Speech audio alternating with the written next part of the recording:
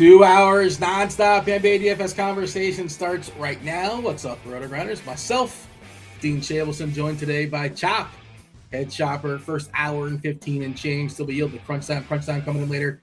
You got TJ Zwarych. TJ, one of the greatest DFS players in all of Saskatoon, Saskatchewan, Canada. Kirkwood, Kirkdiese. Kid Yahoo. We still calling him that? He'll confirm when he shows up later on. Chop, you got an answer? You already know? I don't know. I don't know if anybody's going to be Kid Yahoo anymore with the way that they sent out their taxes this year. He might be boycotting. I did not play on Yahoo this year. I'm going to dabble a little bit. I didn't get like any tax documentation from them.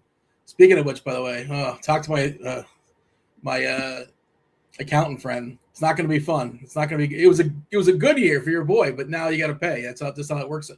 I guess it could be worse. You pay nothing, right? But yeah, we were working on those a couple days ago. Yahoo was artificially. I guess they were just going for net, and they got net and gross confused, or just giving people some absolutely absurd tax information. And hopefully, was that cleared up? Because that could be obviously really troublesome if it's not. Do you dabble in the Yahoo? Nah, I haven't played there in quite a while. They kind of messed it up in my opinion.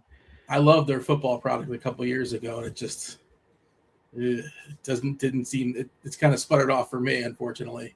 I guess a lot of other people as well. I know that their prize pools have gone down, just making it less appealing over there, but I feel like Kirkwood still plays in Yahoo. I could be wrong. He can confirm when he jumps on later. But hopefully they got all that stuff straightened out, because that's a big old mess if they did not. Happy Thursday, Chop. 6 games. 2 games at 7. 2 games 7:30. 2 games 8 o'clock. And that's it. DK and Fandle, they say that's it.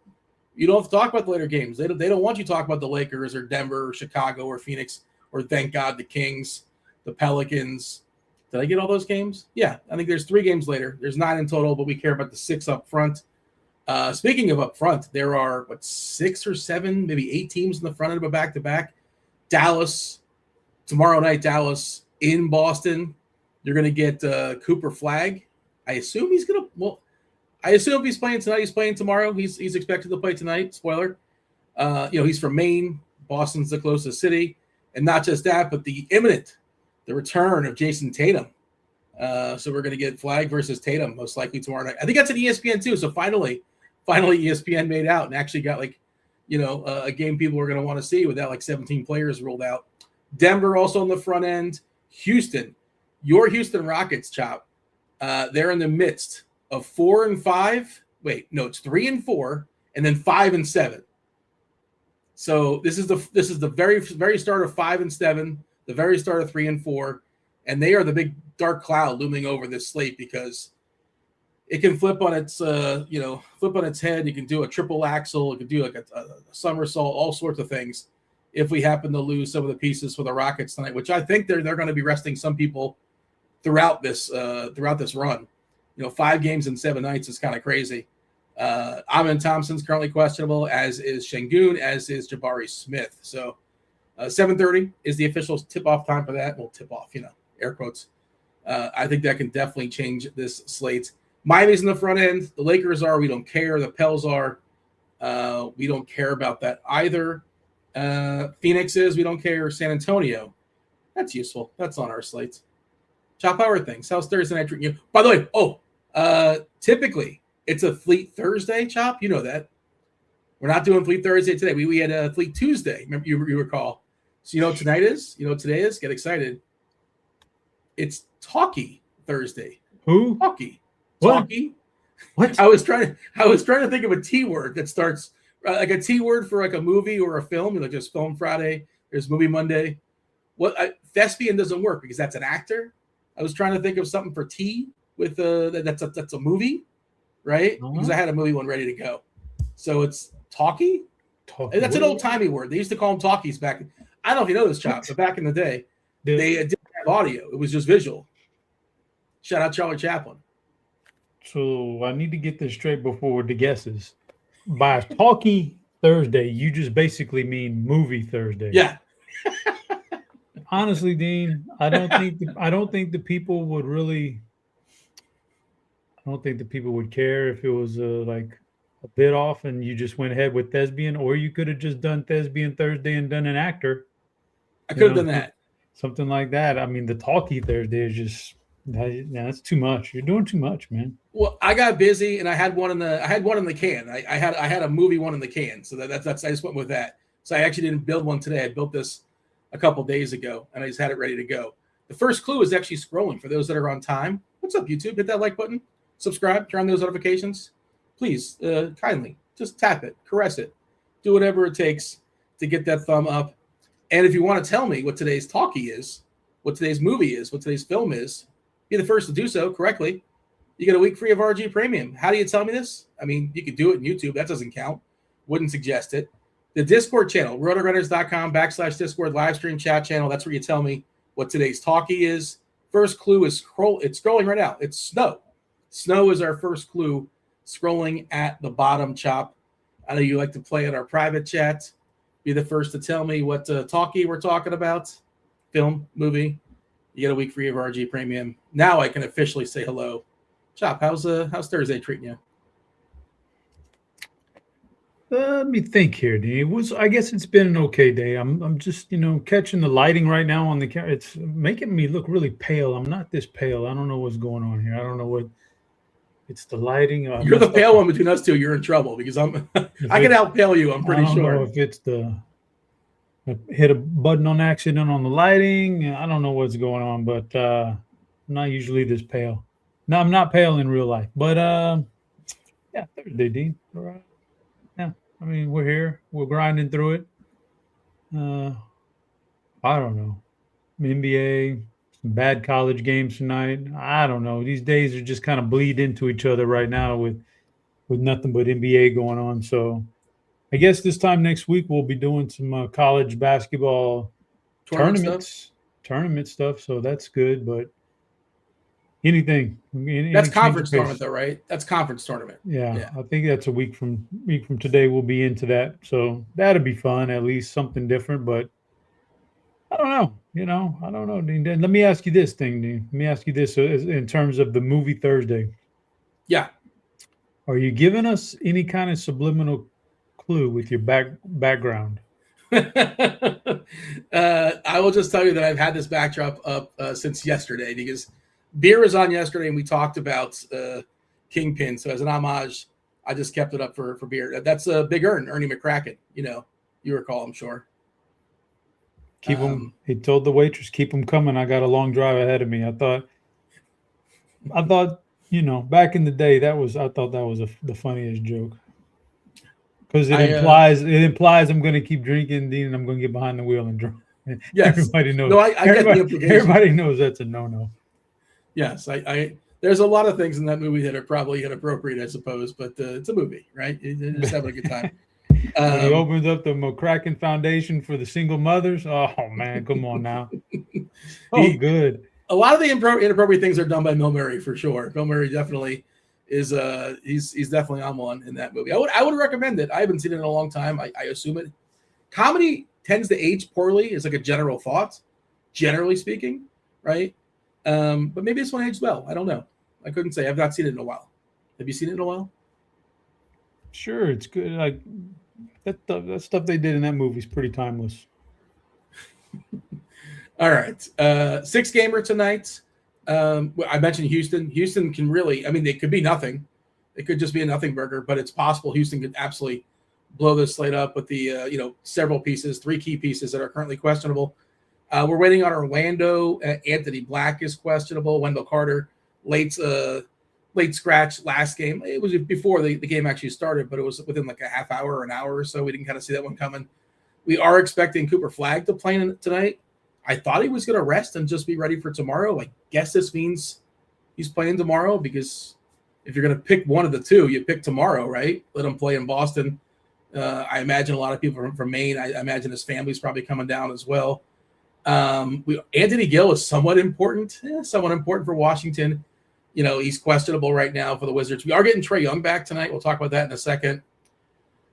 which is strange timing, but an odd choice considering Washington is favored and doesn't want to win against Utah. Although Washington's pretty secure, right? They're 1-8 protected. Chop, are you messing with your lighting? Is that what's happening? You disappeared on me for a second. I assume that's the issue. You're still with me, yeah? Chop, you're still here? Yeah.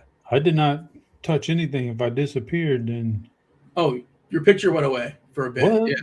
What? Oh boy. I wasn't sure if that was something I saw or just. Dean, I'm not gonna lie to you, Dean. I don't know if anybody else has experienced the fact that Amazon is down. Amazon was down a few minutes ago when I tried to order something. I didn't know that.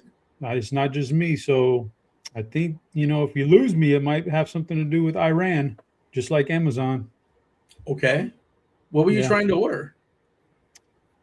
I got one of those electric toothbrushes, and so I was trying to get some replacement heads on there, but it was down, so I couldn't get out. But yeah, I think there's a lot going on out there with this crazy stuff happening out there. So watch out, Dean. Be careful. If you lose me, it's because Amazon. It's because Iran, man. Well, thank you for the heads up. Brandon Ingram's also questionable. Ant Edwards, another midday downgrade. We've seen him survive these before, and where he ends up playing through him, but it is interesting. They gave him a foot. They're saying injury maintenance, right, for Minnesota. But again, he tends to play through these. I thought for sure he's not going to play when we got that one so late. I think that was last week, or was that Monday? I don't recall now. Time is a flat circle. But it wasn't that long ago. We got a midday downgrade for Edwards. It's like, he's just not going to play. Well, he played through it. And I think he played really well, actually. I think he fully smashed. Yeah. Şengün, Smith, Amen Thompson, that's a big deal on Houston. Powell still out for Miami, which is of note. Pretty good game as far as watchability. The Detroit versus San Antonio, one of the better games where two teams are actually trying. You're talking about, or I guess I kind of alluded to tanking. I tweeted this out earlier today. Do you know the bottom 10 teams in the league, Chop? The bottom 10 teams in the league have lost a certain number of consecutive games in a row. Bottom 10 teams have all lost consecutively. How many have they lost consecutively as far as their losing streak? What would your guess be? 44. Did you see you saw the tweet, Chop? You cheated. I saw the tweet when the first guy did it. Who's the first guy? Not the guy who's taking credit for the stat right now. So you're implying that I don't know who did. I mean, somebody else did everything first, right? I didn't see it, so I'm not stealing from anybody. Repackaging it. You got me. Who was the first guy? Is this somebody I know? I'm not on Twitter as much these days. I don't think you know him. I don't know who your personal contacts are on your phone now, but okay. What if it was like TJ or something? I would be like, okay, yeah, I'm aware of TJ. Okay, but yeah, 44 games in a row they've lost the bottom 10 teams. Anything you want to say as far as the slate on the whole before we dive in into the old game by game deal? Nope, nothing big. They're talking about The Bride in chat. I was actually talking about that earlier today. Supposedly, it's terrible. At least that's what a lot of the reviews are saying. It's pretty terrible, but it could. I'll give it a watch, I suppose. We're not leaving the house to watch it, but we'll stream it if it's free. Okay. Anything? Okay. We're gonna go. We're gonna do it. Let's knock out the first game at 7:00, and it is. Speaking of tanking, full on tankathon here. This one's gonna be fully gross. The Jazz and the Wizards, in theory, this is an amazing game. It's high and it's tight, right? 243.5 is a total. I believe it's the biggest total on the board by a fair bit. Yeah. And Washington favored by 3.5 points. Well, how is Washington favored? Well, they're facing Utah, and Utah's worse. They also ruled out George in the back half of a back-to-back. Utah, the only team playing the back half of a back-to-back. Lauri Markkanen probably not going to play this season. They're going to make up more injuries for him. I don't know. I don't know who's going to be examining that MRI, but it doesn't matter. He ain't playing. Nothing new. Same old. No Nurkic. Vince Williams legit tore his ACL. He's actually hurt. Kessler got hurt too. Triple J, we ain't seen him. I love that they gave a note on Anthony Davis. They're going to reevaluate him in 2 weeks. Just rule him out for the season, Washington. Like, it's okay. Like, who are you fooling? He ain't playing. He ain't playing this year. He's got a finger. He's not playing. George is not playing for Washington as well. We may see Anthony Gill, which is somewhat important, I guess, because Otherwise, Angel's brother, Julian Reese, would have to play a pile of minutes once again. He's been terrible in those minutes, but he's been getting them. And if there's ever a time you're going to do all right, it'll be against, Kyle Filipowski and the worst defense in all of basketball. They will be down to 10. Is my math correct? Yeah, they currently have 11. Sar's still out. Vucevic is still out. They will be down to 10. George is ruled out. Trae Young going to be on minimal minutes. I shouldn't say minimal, but limited. Not enough where you can play him. How about that? This is a weird game, Chop, because it feels like it should be better than it actually is. There are some theoretical value plays, but again, the minutes are going to be goofy. Utah, Washington, what do you got? Yeah, interesting game, Dean, because we've got a game on a 6-game slate, which is like 15 points higher total than any other game. So you would want some pieces of this thing. And like I alluded to in the survey, as far as building tonight, I think that if you're multi-entering, you should have, some entries where you're just stacking the heck out of this thing and just hope you hit the right combination here. And you should have some entries where you absolutely put 0 players from either one of these two teams in the lineup. You hit the 0 on the lineup HQ and make sure you don't have anybody from this game, because it could be spread out and there could be not a single person.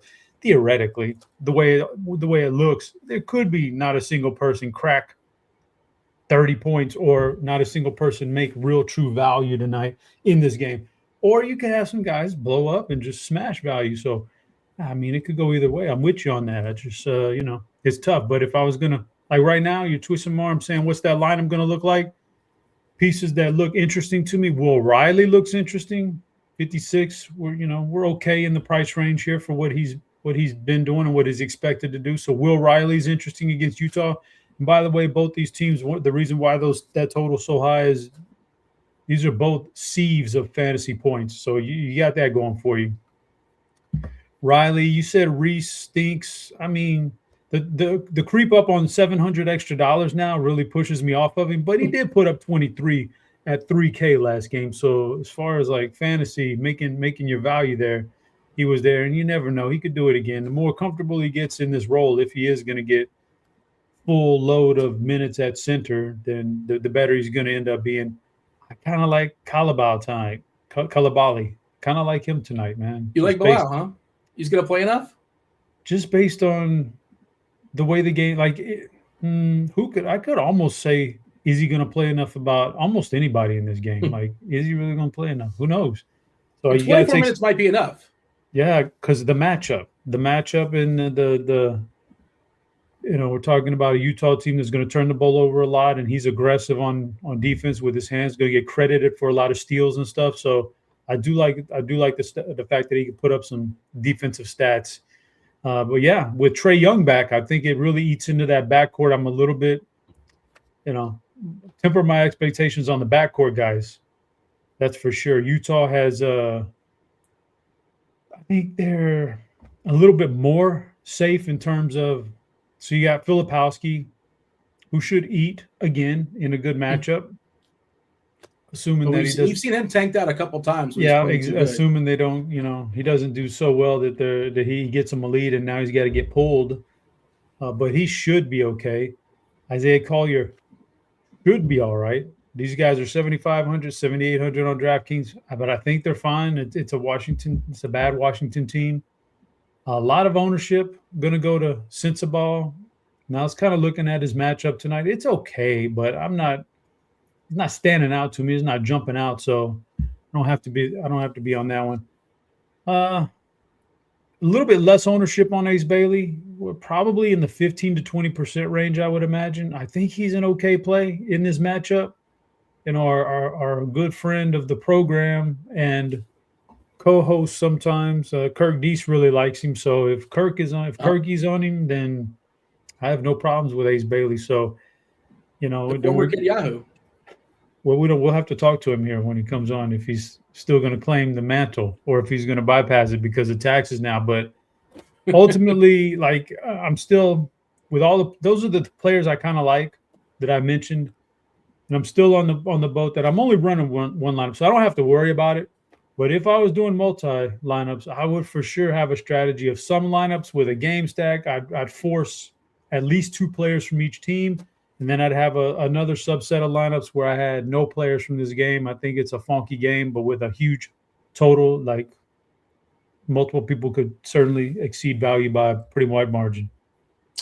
So you sent me that tweet. It was Tom Haberstroh who tweeted it yesterday. 1.3 million people saw that, so more than mine, I'm sure, by about 1.3 million, give or take.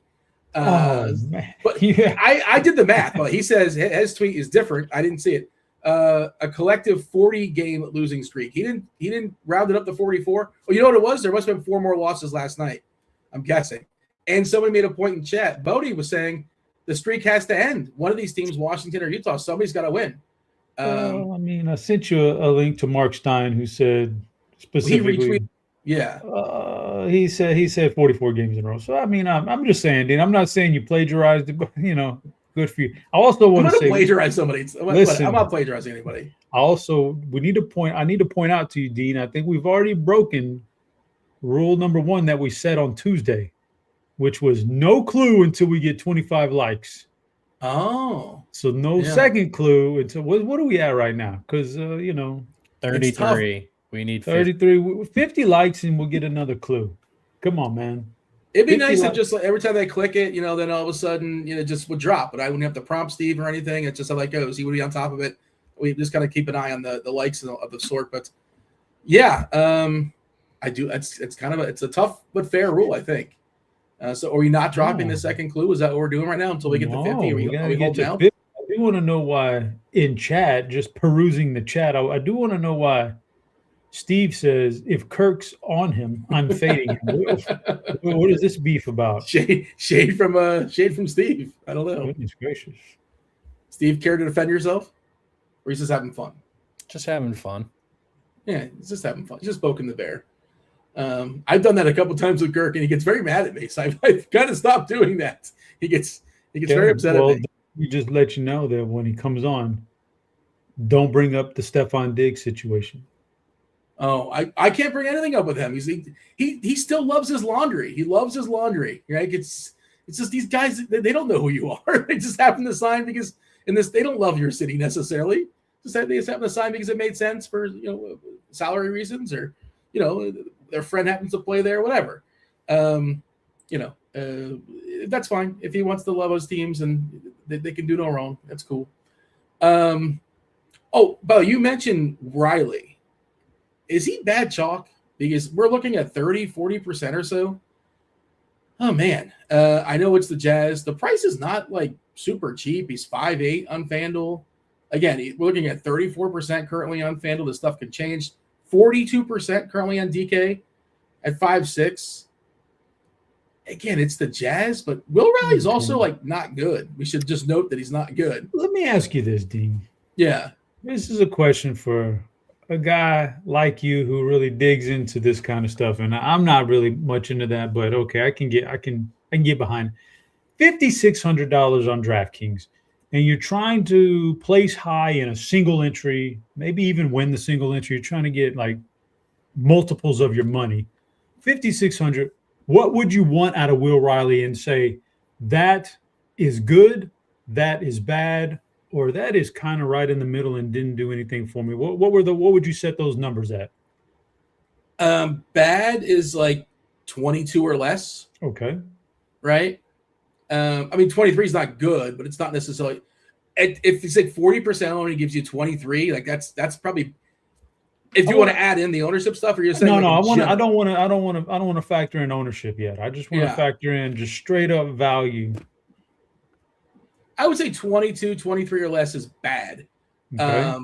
Then what would you look at and go at 56? You look and go, oh yeah, okay, that plus or whatever past that. I need 35 to get excited. 30. I want 30. Okay. I want 35. Right, to be okay, he's useful to me now. He didn't hurt me at 30. Didn't really help me. Didn't hurt me. Right, he's just fine at 30. And I just don't know if he's the kind of guy that can put up 35. I guess he can. Okay. In that case, I would say he's not necessarily bad chalk. Like there are some guys I can look at and go, yeah, man, no. And then we'll talk about some later, but I think he's got, a chance to at least like not hurt you then in small fields. I mean, he's played a lot of minutes lately. If you're going to give me another 33 minutes tonight from a guy against Utah, okay, he's probably not going to be that. He's not probably going to be on that lower range of like 24 or less. I don't believe so. I think he's, chalk is irrelevant on him. I would think, but okay. Now Julian Reese. Now that could be some bad chalk. Yeah, well, he's not chalk unless we lose Gill. I don't. No, he's got no. Is he still going to get like a fair bit of ownership? I guess he might. Yeah. We didn't I don't know. I just uploaded it right before the show and it said 29%. 27%. Yeah, 26 minutes. That's pretty chalky for a guy who could theoretically go out there and get you less than 10 if things don't break right for him. And we have him basically chopping the minutes, a little bit of overlap, baby overlap. We got let's see, Reese 26 minutes, 24 for Gill, right? And if Gill goes away, I would imagine Reese would jump up to 30 something. And then he would look better. And like you said, like it's kind of funny, like it sounds silly, but 3K flat and 3.7, it's a big jump, right? Now, like if you get to 20 points, I kind of want he's projected for 21 right now with Gill playing. Would you take 21, no more, no less? I wouldn't. I don't think so. And it's also dependent upon the slate and how much value is out there, and everything's sort of relative. And if we lose the Houston guys, then all of a sudden this conversation gets thrown in the bucket because then we go, we're going to have some more stuff to play with. Yep. 21's fine. What is that? Is that something you put in my ear? Are you hearing a noise or do I have a page? That was not. I think that was Steve. I think we're probably at 50 likes, ain't we? Oh, is that what that is? I like that. I like was that Mission Impossible or something? Well, I don't know what that sound was. Oh, I wrapped up Mission Impossible last night. What a good show, man. It's good. Well, it's a movie, but film, a talkie. What a good movie. What a good series. What a good Where is it playing? Where's the last one playing for free? Where's it streaming at? I don't know where I saw it. Like I have the Apple TV thing, so it just puts the good movies out there and goes right to them. I don't have to sift through 7 different things, but it's somewhere out there for free right now. And it's solid, man. Nice little message at the end of it. And very, very much on topic with today, if you know what I mean. Like when you get to the end. I haven't seen it. I just heard it was messy. I try to avoid, what does spoilers. Messy mean? Oh, just kind of all over the place. It's like they can't. It's directionless. Oh, that's just what Mission Impossibles are. He's doing the impossible, man. I understand. Now I'm glad they're wrapping it up, Dean, because Tom Cruise is getting a little long in the tooth, and you can really see it. You can really see it, in this film. Like that's enough. He's had enough of this action stuff. Let's get him out of that role. By the way, TJ is telling me they call that a drum roll. That was not a drum roll, TJ. I'm sorry. That was not I know what a drum roll is. That was not a drum roll. It was a cross between a drum roll and a conga line. A conga line's a sound? A conga, the congas beating the conga drum. It was adjacent to a drum roll. Oh no, it says Steve is well actually me. It's called the drum roll bongos. That's not the traditional drum roll though. Bongos. That's what I was looking for. There you go. We got some information that Black is officially in for Orlando. Carter officially Leaky. In. Oh shoot. No, Anthony. Leaky Black's no longer on Orlando. He's actually on Washington, the team we're talking about right now. Yeah, he's a former Magic player. Wendell Carter, by the way, is really, really cheap on FanDuel, possibly your FanDuel center. We'll talk about that in a second. I think he's 4.9 over there, which is a really, really good price. Yeah, 4.9 taking on Dallas. That's the next game. That's the game that's on deck right now. You mentioned Collier. We saw Collier play 48 minutes in a couple of games earlier this year, and I'm not saying he'll play 48 minutes, but I think there's at least a chance he plays 35 tonight. So I think he's interesting for tournaments. If you can get 35 minutes run point against Washington. Now, we're not projecting that because you can't project that, especially with Utah. You can't project, I think we're projecting 30. Yeah, but I think there's also a chance he plays 24 because he's playing too good. Again, I don't know how you project this stuff. It's really, really tricky. If people are curious, by the way, for Trae Young, we're giving him 20 minutes. So, like, you know, if you're even thinking in any possible way, like, there's no way he – I don't want to say no way, but there's no way, right? He can pay off his salary. They want the full price, and I understand it's Utah, but you can't do it. Yes, George is out. I am Steve was asking in chat. All the Georges in this game, Utah and Washington. Anybody named George, first or last name, unavailable. But the important one is George running point for Utah to the back half of a back-to-back, and Collier, we're assuming, to start and play 30 minutes, and I think he's a pretty good play. And I don't know, man. I just don't know if I want to play right. The other thing is, Chop, what if we still have information kind of lurking, and how much 7 o'clock stuff do I want to lock in? And we'll talk about Orlando. Orlando looks really good. I love Miami, but I'm going to kind of default to Miami because I really want to see what happens with Houston, and I want some flexibility. And again, this Houston can tell us what's happening in 20 minutes, and this thought can just, you know, go away. It's meaningless. However, if it's still up in the air, and I believe Houston's going to do some goofy stuff at some point within in this, you know, again, 5 games and 7 nights, they kind of have to. The schedule's sort of screwing them over. Yeah, and it's the front half of a back-to-back, and it's also the front of 3 and 4. Yeah, the one game in the middle is an island game, which is kind of weird. I think it's on a Sunday. I'm staring at their schedule for too long today. But anything else we want to say as far as Utah and Washington? The second clue, by the way, is scrolling. It worked out with that the audio clue. Trip, snow, and trip are our 2 clues for today's Talkie Thursday. Tell me what Talkie I'm talking about in the Discord channel. Thespian Thursday. No, Thespian is Tom Cruise is a Thespian. The answer would be Tom Cruise. It wouldn't be Mission Impossible. Yeah, Thespian is an actor. But Talkie Thursday just doesn't even do it. Just doesn't even roll off the tongue.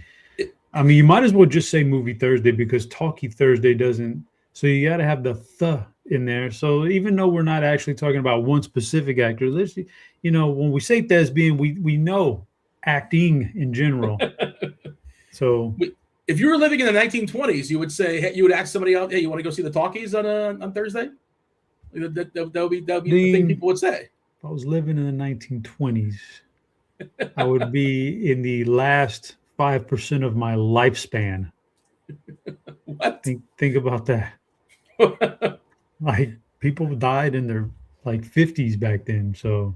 Oh yeah. Oh yeah. You get the dysentery. All the things you would get on the Oregon Trail, right? You played Oregon Trail back in the day. Don't pretend like you didn't. Yes. Good throwback. Taking a peek at the Discord channel, by the way, it's not Planes, Trains, and Automobiles. That's a classic. It's not The Hateful Eight, another solid movie, or Interstellar. Speaking of time travel and age jumping, spoiler, it's not Dumb and Dumber or Blow or Meet the Fockers or Frozen or The Informant, National Treasure, Christmas Vacation. It is not any of those movies. That more guesses coming on through. I guess we have about 10 more likes until we get. I didn't see the official number. They're talking about there in chat. I like this. I like this new rule. Hopefully we can get the people to hit that like button so we can get more clues. We can get the answers, and we want to kind of forget about Thespian Thursday, about Talkie Thursday. Let's talk about the Mavs and Orlando. 228.5 is a total. Orlando is a 10-point favorite against Dallas. We did get word. Expectation is that Cooper Flagg is back. He's afraid that he's already lost the Rookie of the Year. It's over, right? Crown Concaniple. He's been incredible. The Hornets altogether have been spectacular. I was thinking about the Hornets and the Heat, and it's like, as a Heat fan, you hate where you're at right now. You're in the 8th spot. You're in the Heat Invitational, and the Hornets fans are thrilled. They're in the exact same spot. Hornets fans are thrilled to be where they're at. Heat fans, miserable. It's like, oh, I can't believe we're in the same muck again.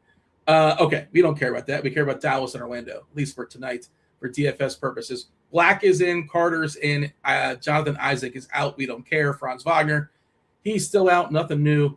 Cisse is doubtful in the G League. Bagley is still out with his neck. Cooper Flagg officially questionable. Word in the street is he's going to play tonight. Still Derek Lively. Najee Marshall good to go with his finger. Klay Thompson also probable. Brandon Williams midday downgrade with his quad, which kind of clears the way for a little bit more point flag. How are we feeling about Dallas and Orlando? Orlando, of course, projects pretty well here on the whole. Yeah, not so thrilled about Dallas here. Return a flag, plus they're just not that exciting of a team. Should like bump everybody down a notch. It's reflected in the ownership, but I think Dallas kind of stinks tonight. So I'm not messing with the Dallas train. But on the flip side, Orlando, I think you could get some guys in here to pay off that salary tag pretty quickly before the blowout happens, and I do think it's a blowout here. So Banchero's one of my favorite players on the slate tonight in general. He matches up really well with Dallas. Dallas is dreadful on the inside right now. They've been bad for much of the year, but at least when Anthony Davis is healthy, he provided something there. You don't have anybody there now. So Banchero should eat on the inside. That's kind of his game. And then the rebounding, they're a weak rebounding team because of that, because of all the losses they've had on the inside. Banchero's is Orlando's best rebounder. He should double pretty easy here. But because of that same matchup, Wendell Carter Jr. is very much in play too, I believe. So, and then those are your most highest owned guys in this game. So you're gonna have to adjust that. If I was gonna say just one of them, I'd say Banchero, but I definitely like Banchero to get out of here, drop a quick 50+ point game, hopefully with a little upside before he gets benched in the fourth quarter, because I think it'll be a non-competitive game, but we'll see. If it's competitive, he's awesome. The rest of that stuff doesn't really Suggs and Bain.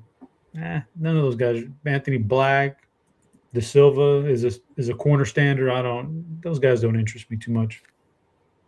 I am Steve in chat saying Banchero and his coach are beefing. Is there an issue with Mosley and Banchero that I'm aware of? I'm not aware of because I don't know what's going on there. I must have missed that. Well, I don't know about that, Dean, but I do know that for a couple of years there, we did kind of crown Banchero as that guy in that draft. Like that was a good pickup. You look back on that. Would you take Chet over Banchero? I think it depends on what kind of team you have. No, you don't have the luxury of. You don't have the luxury. Well, I know who my team is, right? No, but in the vacuum, just in the Hoover. Okay. Yeah, like who do you think is the better player now? Who has the better long-term outlook? Is Chet going to be healthy? If you can't guarantee me Chet. Oh, we don't know that because I think Chet might have a little bit more. I like his defensive upside. Yeah. That's kind of what I'm getting at. Banchero, I'm afraid he might just. I don't want to say he's a glorified stat accumulator, and I feel like that's kind of what you're leaning into. Maybe I don't want to say that. And he's still young, and he still can get better. He's great for fantasy. I don't know how much he helps you win necessarily, Banchero. Is that kind of what you're getting at? I think Chet helps you win more than Banchero does. But I think it's fun to look back at drafts like many years later, because after the first couple of years, you kind of chalk it up. Oh man, what a great guy! Look at this. This guy was the steal of the draft. Or this guy was the guy that should have been number one. Then you look years after that and go, wait a minute, it might not be. I remember on draft night, going into draft night, Banchero was supposed to go third. Like he was supposed to be, remember this big no. And then all of a sudden on draft day, the odds on the site started going haywire for Banchero to be the number one overall pick, and everybody was like, "Whoa, what's going on here?" He was supposed to be Jabari number one, Chet 2, Banchero 3. Then on draft day, the odds went crazy, and Banchero Jabari Parker, Jabari Smith Jr. Yeah. Okay. Yeah. So and then all of a sudden it was Banchero, Chet, and Jabari on draft night. And then as a Rockets fan, I was like, oh yeah, so let Jabari slide. I thought Jabari was the real 6'10", wingspan, willing to play defense, could shoot 3-point. I thought, oh, what a great pick. And so but then it looked like for a while, Banchero is the offensive force. So he was the better pick. Now I kind of leaning towards Chet. Like Chet can rim protect, man. You need your rim protectors out there. Yeah, he's a big part of that OKC team for sure. And if you swapped out Banchero for Chet, I think OKC gets worse. That's why I was asking about what team matters. I mean, but you don't need his offense as much on OKC either. So, yeah, that's why if I'm the Thunder, I'd rather have Chet than Banchero.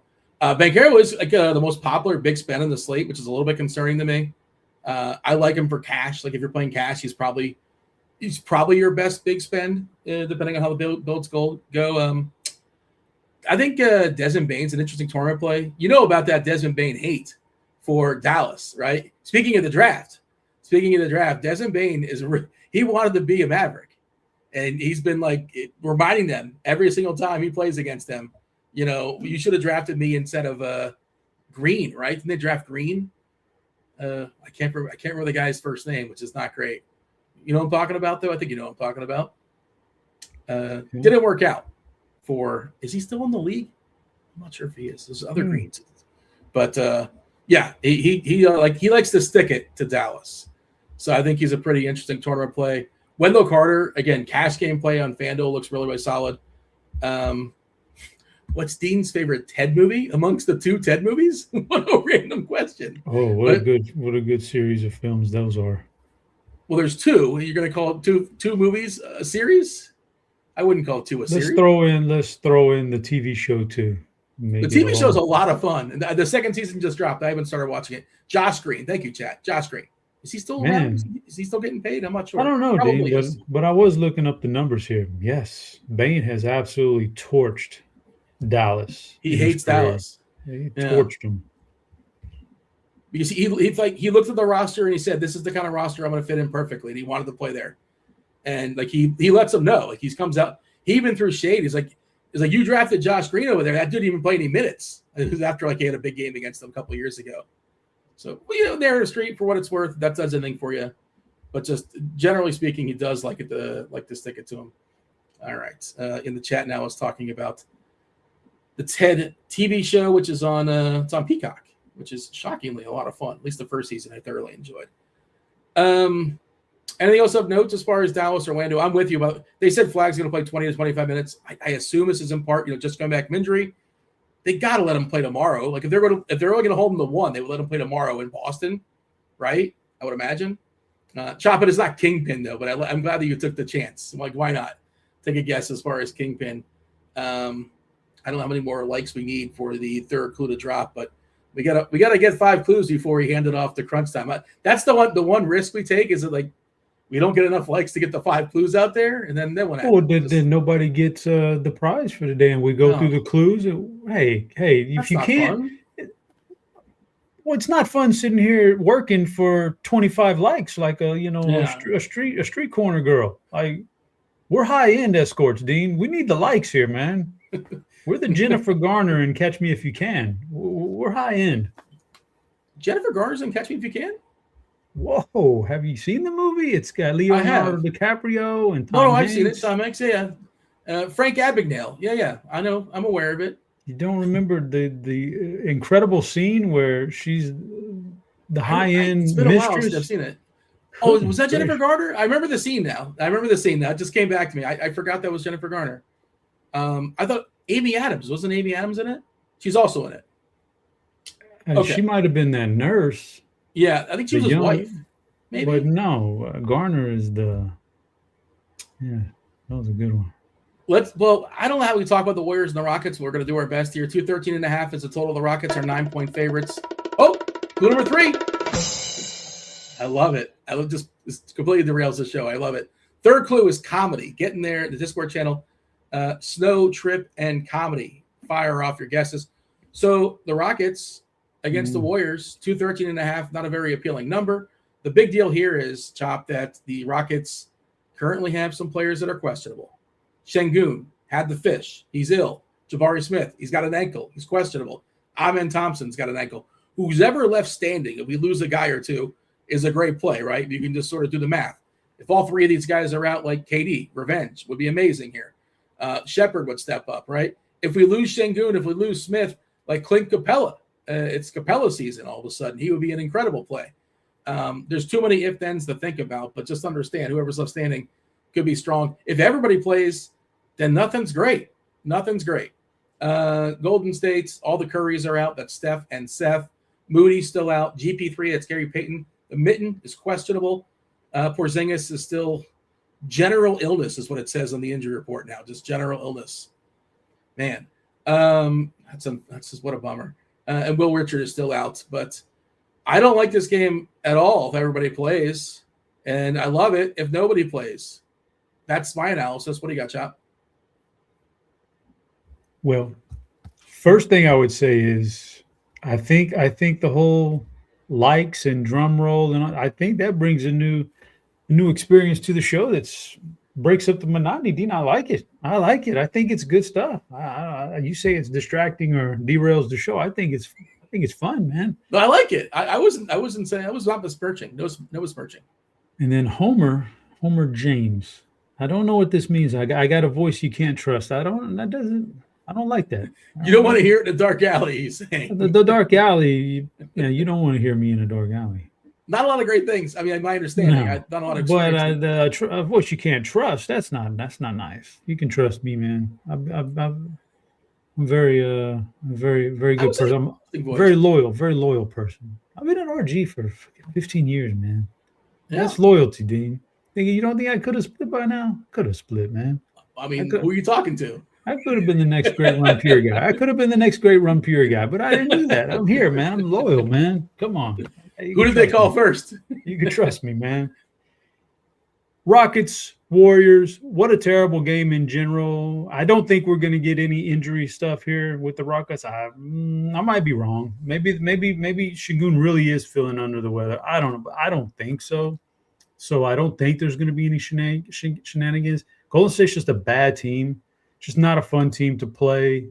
Not a fun team to roster in DFS. It's all ugly players. And the prices are all up too. Now Pods is in the 7Ks. Ugly. So I don't like that side of it. Houston, if we do get the injury stuff, sure, by all means, play some of these guys, play away. But I think if it's a full roster, a full lineup, it's going to be tough to play anybody from, like you said, by far the lowest total on the board for a game. Just not a lot going on there. Nobody's gonna stop Durant from scoring, but he's 9,100. So what are you gonna do with that? By all means, is there a bit of revenge here going after Draymond? Maybe. He's definitely a spiteful guy, and maybe you get something out of that. But again, you need a lot, man, at 9,100. Eason hasn't particularly excelled fantasy-wise lately. Amen has been out of the lineup. He was the fill it in the plums on Tuesday or what have you. And I think that was Tuesday, and that was a really nice game from him. Let me see here. Yeah, a little 48 piece. I think that was. Yeah, and he was sitting on 0 real life points. He does that sometimes.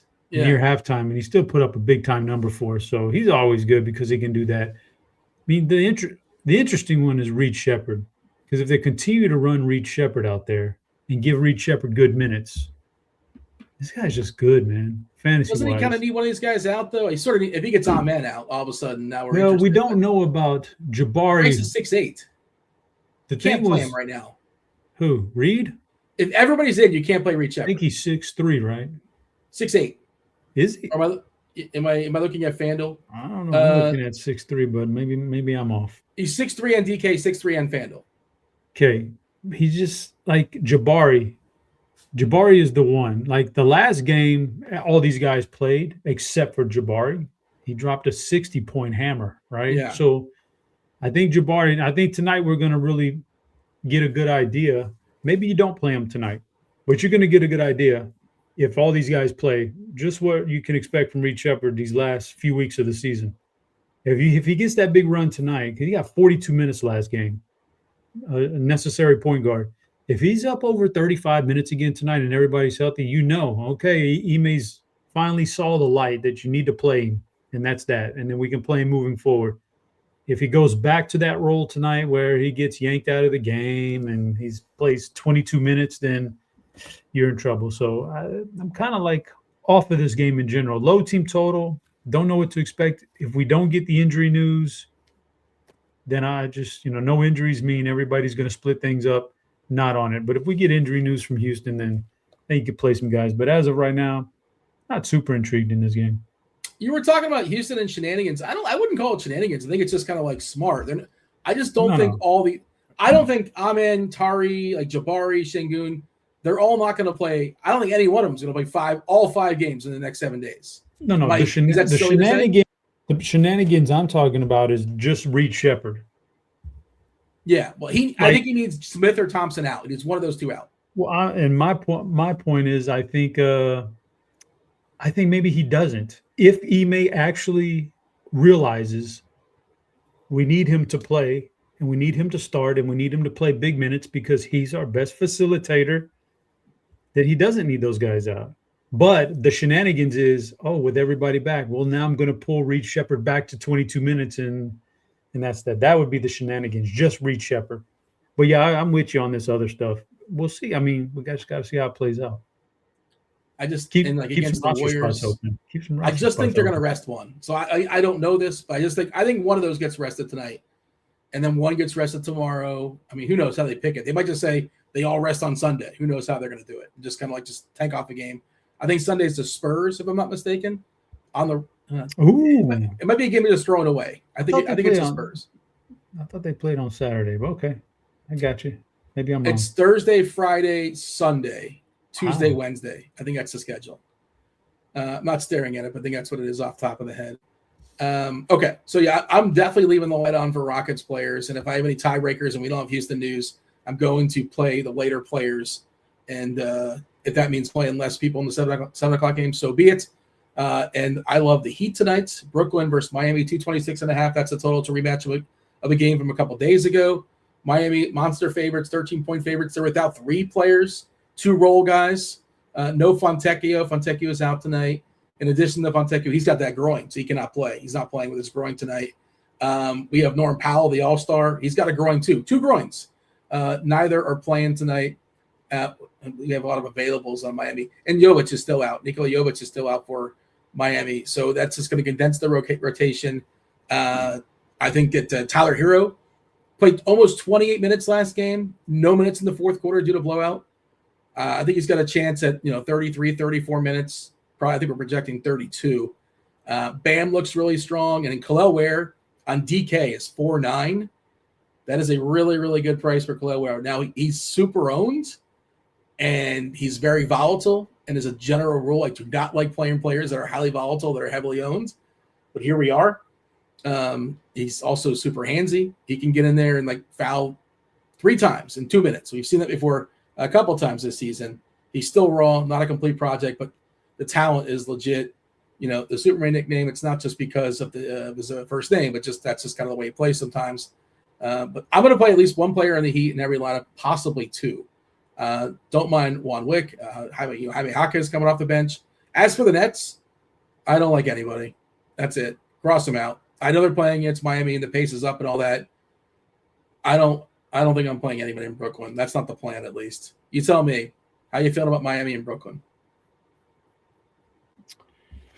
I think I'm with you on the Brooklyn aspect of it. Don't really nothing exciting about Brooklyn, man. Their best player is priced up. That's Porter Jr. And he's just got. You just never know what you're going to get out of him with the minutes and stuff. So yeah, I'm not really on the Nets at all. The Heat, I do like several guys, but this has got to be the most owned team tonight, I would imagine. There's several guys. There's 4 guys right now projected over 20% ownership, but a couple creeping up into the mid to high 30s. It's a lot, but I mean, Wiggins is fine. He's in a good spot. Khalil Ware, like you said, is going to be heavily owned. Good price tag. Tyler Hero, yeah, he's fine too. 7,400. He can do a lot of different things. Jaime Jaquez, I think, is very interesting, Dean, because the matchup says he should be able to do well against this team. Just the raw matchup with the way he scores. He's got that back to the basket post up game, like old school, and that's the way you beat the Nets. And it's kind of played out in 2 games against them. They've only played them twice this year. And in both games, he's averaging 19.5 real-life points. That's pretty good. So you don't need much out of him if he just grabs a few stats elsewhere. He's in pretty good shape. So I'm interested in Jaquez. Very interested in Bam as one of the lower-owned guys, actually. He's one of the lower. He's only, he's below Wiggins, Ware, Hero, Mitchell, Jaquez. Then Bam, as far as ownership goes. Well, Bam might have the best matchup out of all of them also. His rebounding is in the paint stuff. His defensive propensity to get a few blocks here and there and get some steals. I like Bam quite a bit, and he just played these guys about, like, what was it, 4 days ago? Dropped a 55 piece on DraftKings. Yeah, nice. I like Bam. So I like a lot of heat here. I don't mind mixing and matching some heat in my single lineup. And with Bam being the best one, there's ownership issues though. I'll probably avoid some of that high on. I'm probably avoiding Wiggins and Hero. A little bit too much ownership right there, but I love me some Jaquez and Bam. Yeah, you're talking about he can be popular. It's all about Florida. It's all about Florida tonight. It's the Magic and the Heat. Those are the two most popular teams. It's not the Rockets, because we just got news that Şengün is in, Amen is in, Jabari is game time decision. I still think if I were to guess, I would guess Jabari rests. But He was legit hurt when he rolled that ankle and has missed some games. Yeah. So maybe they do sit him out. Let me ask you this, Dean. Now that you mentioned that whole heavily owned Florida stuff, what's the better city, Miami or Orlando? I mean, it depends what you're looking for, I suppose. I've not spent a ton of time in Miami. You know, I live about, depending on traffic and all that, 45 minutes, an hour or so, depending on, I wouldn't be the guy to go to. And I went to school in Orlando. Shout out UCF, which is, by the way, it's not Disney is not UCF. Just so you know, I mean, Disney is not Orlando. I know people think Orlando and Disney is synonymous. Not really. UCF's a half hour from Disney. Disney's kind of its own little world. But I would say Orlando is probably a better place to raise a family if you're picking. If you're 20 years old and you're in the NBA. Which city would you rather visit? You know, as a visiting team, you'd probably rather visit Miami than Orlando. UCF is a Space U. There you go. There you go. I give them Space U. They're not Space City though. Houston is still Space City. I know. The UCF is Space U. Oh, well, here's some news for you, Dean. Dorian Finney-Smith is ruled out for tonight. Oh boy, does that change things? What it changes, Dean, is you should probably go hammer the Rockets right about now, because he's an atrocious real-life player these days. So they're much better not giving him having him off the court. That actually might still help Reed Shepherd too. That's good for Reed Shepherd. Yeah, it's good for Reed Shepherd. There's more of those wing guys that Ime cannot play tonight. Yeah, it helps some things. I'm just realizing, Chop, I'm rocking the very first mask, the Citronaut. I'm wearing the UCF gear, actually. I don't know if you can see. Shout out to the Citronaut. Can you see that or no? I don't know.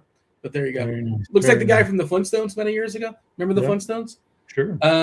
We're still needing a couple more likes, I think, for to get to the fourth clue. And we're getting dangerously close to not getting 5 clues, which was my concern. But that's the game that we set up. Dean. There's no concern at all with that. It's anticlimactic. It's just like we'll just never know what it is. No, but you're going to give it away. You're going to tell us the answer before we get off the air. But we're just people just won't win because you didn't give us the likes. You don't. Respectfully, I don't mean to sound harsh, but sometimes you got to lay the cold hard truth. Respectfully, if you can't give us the likes we need, you don't deserve a prize, guys. That's like 101. I wanted to circle back on your Bam take, Chop, because I was talking about general rules. One of my general rules that I like is team that's popular and like best play, like best raw points play, unpopular. And he's not unpopular, Bam, but he's like the 4th most popular play in the team. If you're lining up players for Miami as far as popularity, right? Well, let's take a peek what we have right now. We got Khalil Ware, his backup at 40%. I understand why. Salary matters. We do live in the world of a salary cap. Wiggins is an awesome price. I think at $6K. His minutes are super secure. The matchup's good. 30%. Mitchell at 18%. He's fine. He's fine. Haka is 18%. Pelly Larson, she'll play 30+ minutes. He's fine. 18%. 15% Hero. If that's true, I love Hero. And we're showing Bam at 15% as well. So like to your point, he's the best raw points play. He's a good play.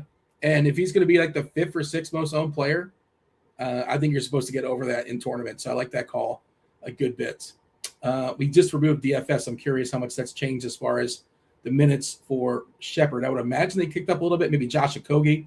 Not that we're playing Josh Okogie, but he's another guy that might benefit minutes-wise. Yeah, we got 31 now for Shepherd. So now Shepherd's in play. Yeah, he's more in play. You were already saying he's in play. He's even more in play, and he would get even a little bit more of a boost if we lose Smith. So keep an eye on that one. But yeah, because DFS, nobody was playing him. He just kind of like a corner standard defensive player, and you just said pretty dreadful just on the whole this season. 2 more games to go. Crunch time coming in about 15 minutes or so. We have Kirkwood, Kirkdiese, TJ Zwarych as well. Again, we'll talk about those 8 o'clock minutes in just a second. I do want to mention Pick Labs, the newest RotoGrinders feature.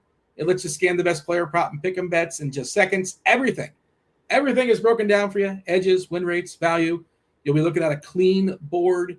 It shows you which plays actually stand out across sports books, not just sports books, but also sites like Underdog and Prize Picks, depending on what state, what streets you like to dabble in. It all kind of works for you.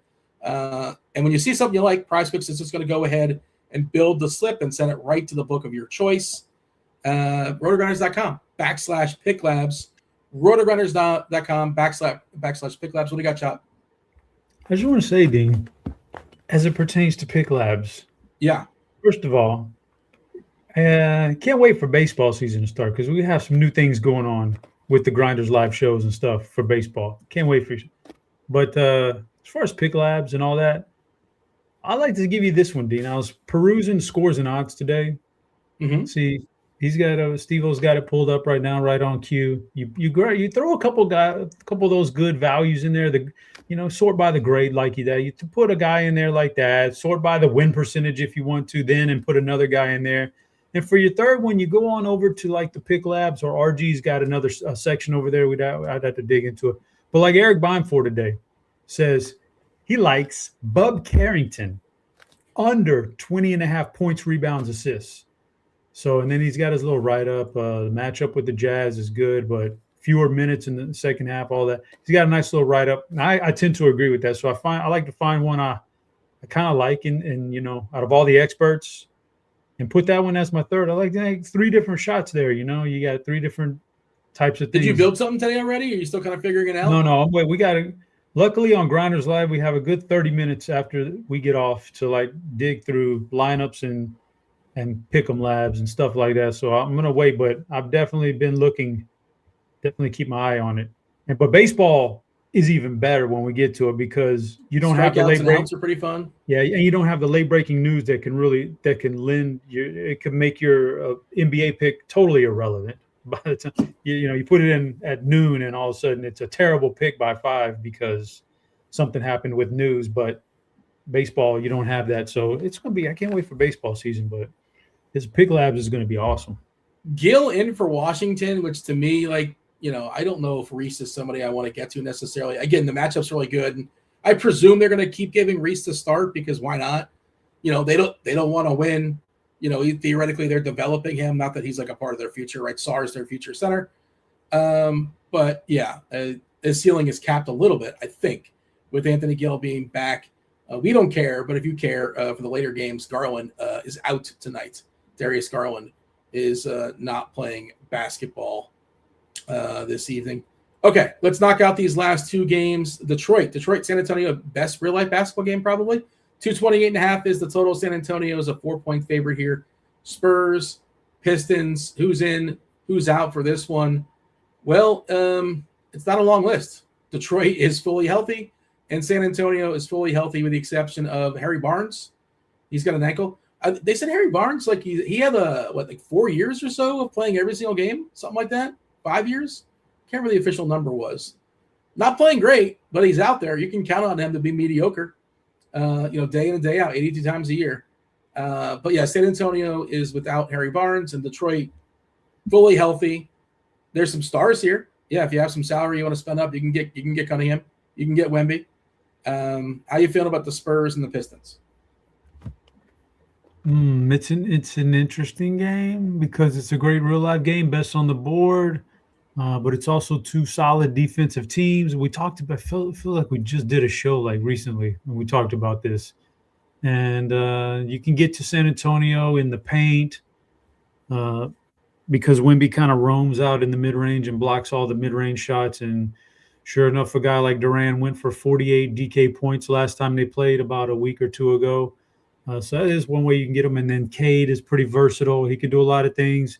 And then the good thing about Detroit is they've got a bunch of guys that then are just defensive-minded guys, and they're not going to take up a bunch of usage, off of the other guys. So I'd see Duncan Robinson's kind of popping here. Decent little projection at 4,200. I'm not playing him. You got to hit your 3-pointers with him. I don't want to depend on that tonight.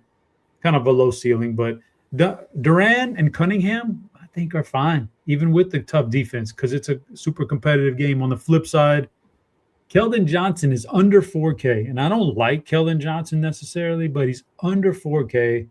Should get some decent run, 20 or more DraftKings points in 2 of the last 3 games. Yeah, I don't, if that's the way you want to save your money, I'm not going to besmirch you. Keldon Johnson's fine. He's probably the biggest benefactor of Barnes being out. By the way, the official number, I gave it a Google. I just lost it now. 364 straight games. So good for serious. Obviously he's not been great, but that's saying something these days. He does what he has to do to be a decent real life player. Not gonna not gonna set the world on fire, but he makes his 3-point shots we're talking about Harrison Barnes. Makes his 3-point shots at a relatively fine rate and plays some solid defense. So, but yeah, Keldon should benefit from that. Under 4K, I think he's a decent salary saver. Like Wembanyama, man. This is the guy, right? This is like the guy you want to, I think. Feature. Not just that, but just in this game right here. This is super interesting because, as I alluded to in the survey, it feels like in the games where they're facing good competition and they know that going in, it feels like they're playing him more than what you would possibly expect. He played 34 against the Knicks. He played 36 against Detroit last time out in Detroit. He's very good too. Yeah, like 60-plus fantasy points. He's got that in him. When you look at his game logs, that blocks and steals columns, man, those are just those light up on FanDuel big time. So I actually love Wemby as one of the best, if not the best spin up, because I feel like we're going to get good minutes out of him. A blowout against Philly is going to drop him down to 24 minutes. So people are thinking maybe that's, they're going to bake that into projection somehow. No, I think 34 plus minutes in a close game is where Wemby is. And you give that guy that much time on the court and he can make things happen. So that's my favorite spin up on the whole slate. We do need a few more likes to get that 4th clue. We're still stuck on 3 clues for today's Talkie Thursday, Thespian Thursday, Movie Thursday, Film Thursday.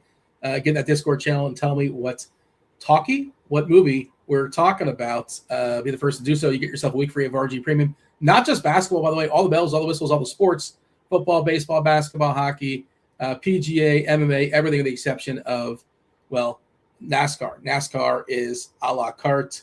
4th clue should be dropping soon. If you just hit the like button, there you go. It'll drop right there out of nowhere. You mentioned Robinson. We're currently projecting him at 28% on DK. If that's anywhere close to correct, I think that's bad. I think it's a bad play. He should not be 28%. I understand why he is. The price is down a little bit, but that I don't. You're super reliant on those threes. I think it's bad chalk. We talked about that earlier. What's bad chalk? That's bad chalk, sir. That looks bad to me. Who can absolutely put up a 0 tonight, a 6-point game. I was gonna say like a 9, but yeah. Put up a 9-point game. That's bad chalk. That's a lot. We don't know about Ant. Edwards, midday downgrade, 226.5. It's a total. Toronto, Minnesota. Minnesota is a 6-point favorite tonight versus the Raptors. Also, Brandon Ingram is questionable. Which I guess Shed would be a benefactor. I think he's the guy that can benefit. Minnesota, Ant is questionable. Otherwise, nothing else of note. CMB is still out for Toronto. That doesn't really matter because Pirtle's back. What can we say about the Raptors in Minnesota? How great is this? This is fantastic, man. Clue number 4 is Rose. Rose is clue number 4. Snow, trip, comedy, Rose. What talkie? What movie am I referring to? Tell me in the Discord. You guessed the Groundhog Day. It's not Groundhog Day. But I see what you're doing. You're guessing Bill Murray. Bill Murray is I just want to double check in my head. I'm 99% sure he's not in this movie. I don't think he's in this movie. Okay. Yeah, it's not like Zombieland where he just pops up. Spoiler alert. How you feeling about the Raptors in Minnesota? You should have seen Zombieland if you haven't seen it by now. I heard McCracken in the background and it threw me off this whole show. Toronto, Minnesota. What do you got? Well, let's start off. I've been Mitch has asked me twice now. I kind of forgot about it. Who's my picks for the Final Four this year? Let me get to Mitch real quick. Ant's in, by the way. So I'm not gonna. All four of them, I can't really say right now. I'm not really sure. I do think Michigan is for sure gonna make it to the Final Four. They're just the best team in basketball, I think. I think right now the hottest team in basketball, and the one I would say I absolutely would not want to play along the way, is Florida again for the second year in a row. So Michigan, Florida right now. The other two to be determined. I really do think they can go any which way on that. Is that tall dude good, or he's just tall? Which one? The guy that's tall. Like, the guy's like 7'7". They're all tall. Oh, you mean for Florida? Like they have like that 7'7" guy. Yeah, that's what I'm talking about. He doesn't play very much though. Oh, he doesn't play? Okay. No, so he's not that good. But I mean, their entire front line is tall. They've got like 3 7-footers already out there on the court. So that's what makes them so crazy good. And all of them, they got a guy, Dean. The most underrated of all three of them is Ruben Chinawa. He's an NBA player. This guy is like 6'10", maybe 6'9", 6'10", rebounding machine, and can absolutely guard guards on the perimeter. Defensive player of the year probably in basketball, maybe. And he's the most underrated out of all three of them. And Put that in our back pocket. They're all three really good. So that's what makes them tough. The 7'7" guy doesn't even see the court unless it's garbage time. Nah. So, Minnesota, Toronto, I actually only have one guy here that I actually highlighted in the whole game. I guess, anybody's in play here if you want to. Anthony Edwards obviously stuck it to us last time. I said I'm going to fade Anthony Edwards because he was questionable and it was a late game and whatever. And he went out and delivered the top-notch game on the entire slate. So, whatever. Do it again, Anthony. Then you'll earn my respect. But until you do it twice in a row, you're just nothing. You're just there. You're just sitting there, man. I'm just not a big fan of this game in general. I don't know, man. There's a lot of mouths to feed on both sides. So, I mean, RJ Barrett's the one guy under 7K. He got down to 6,700 now. He's projecting pretty well for him. Maybe that's a route you take. I don't know. But I just feel like unless something breaks for news-wise, I don't think there's anything here. Both these teams are solid, competitive, trying to win, and they're not resting guys, and they're not playing any shenanigans, and you get what you get, and there's a lot of mouths to feed in this game. I'm not sure how many more likes we need to get the fifth clue, but we still have no winner for today's Talkie Thursday. It's not Titanic or The Hangover or Snow Day or Pitch Perfect or Just Friends or Due Date or The Holiday or Catch Me If You Can or RV. That's bad comedy. The fifth clue, by the way. I heard RV. It's what's his name? Robin Williams. It's like a family movie. Yeah, he takes his family around in an RV. It's not good. 1 Hour Photo was funnier. It wasn't actually. 1 Hour Photo is very dark, but it's a much better movie. Fifth clue is going to be a slate breaker. I'll tell you, we need some likes to get it, but the fifth clue is going to be like, oh yeah, it's going to be a race to typing it. I think people will know it by the time we hit the fifth clue. Who's your plums play, Chop? You got somebody you're feeling in the plums? Yeah, always got something. So I was debating this one. Should I? You know what? I'm not gonna get too cute with this, Dean. I'm just gonna give you the guy, fair price tag, fair ownership.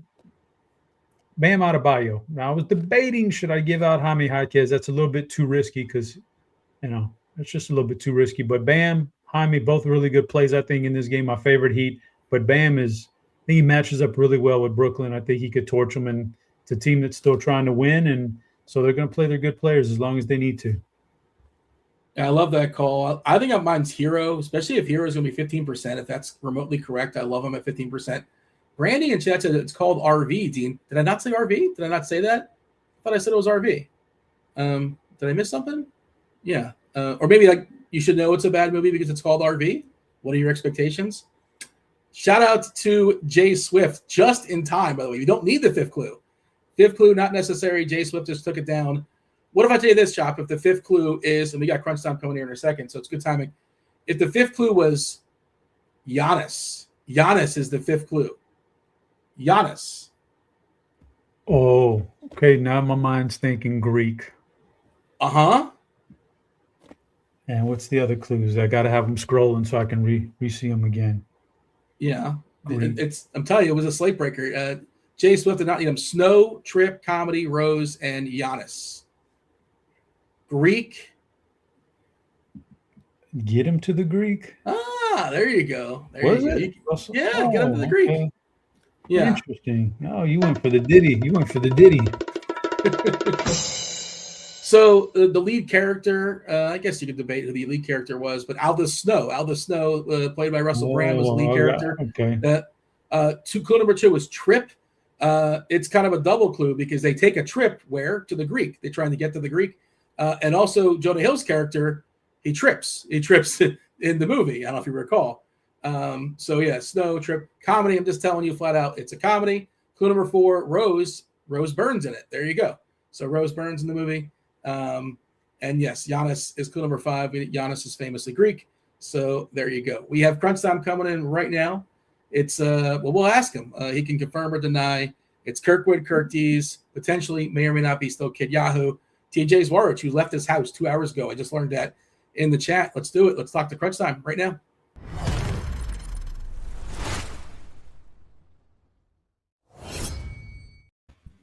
Kirkwood, the people want to know, they're clamoring. Do you still hold the crown of Kid Yahoo?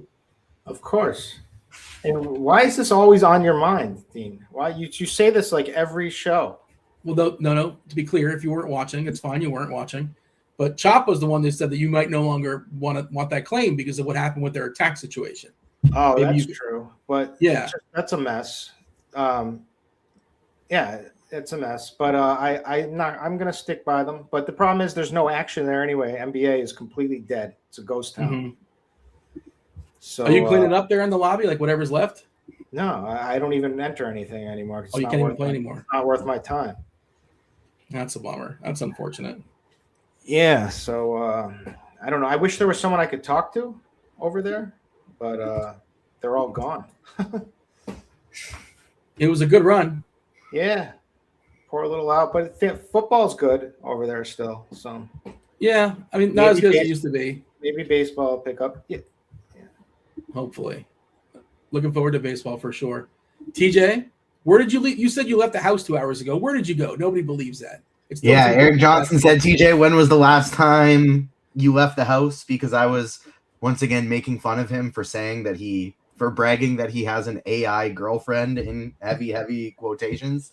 And so I left the house to get some food today. I had a gift card to an establishment called, funny enough, it's basically like a collaboration of the two hosts of the Crunch Time show for tonight. It's a Canadian establishment called Boston Pizza. I've heard of it. Yeah, it's terrible. And so I had a $50 gift card, but it was only like you had to use it in store. You couldn't use it online. So I went and picked up some food. Was it good? Why did Canada think Boston was like the pizza you got to get behind? Have they heard of New York? I mean, I don't know. Maybe there was already a New York pizza. Okay, yeah. You would know. There's a New York pizza in Boston, and it's terrible. The show Shark Tank was derived from a Canadian show called Dragon's Den, and the guy who owns all the Boston pizzas was one of the guys on Dragon's Den. Dude, I got a quick story. It hits all the. I hate to do this, but it hits all the points right here. In college, my college roommate did this business plan that was ended up being passed down to another younger friend of ours who ended up starting the business, becoming successful, and off of the other kid. But he now today owns this bunch of pizza restaurants in New Jersey, and I think he's going on. It's called Tony Baloney's, but he's been on all these like shows and everything. He's got crazy pizzas everywhere, and it all started because he had the chutzpah to chutzpah. Chutzpah. I did that for Chop. He had the chutzpah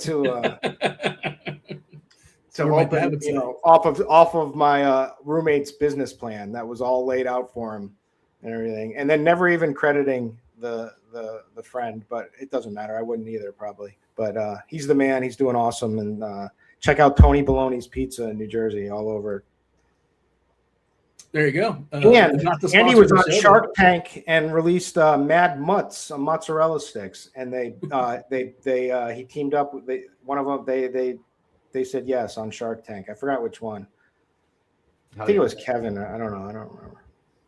He started out on Dragon's Den. Well, there you go. The circle.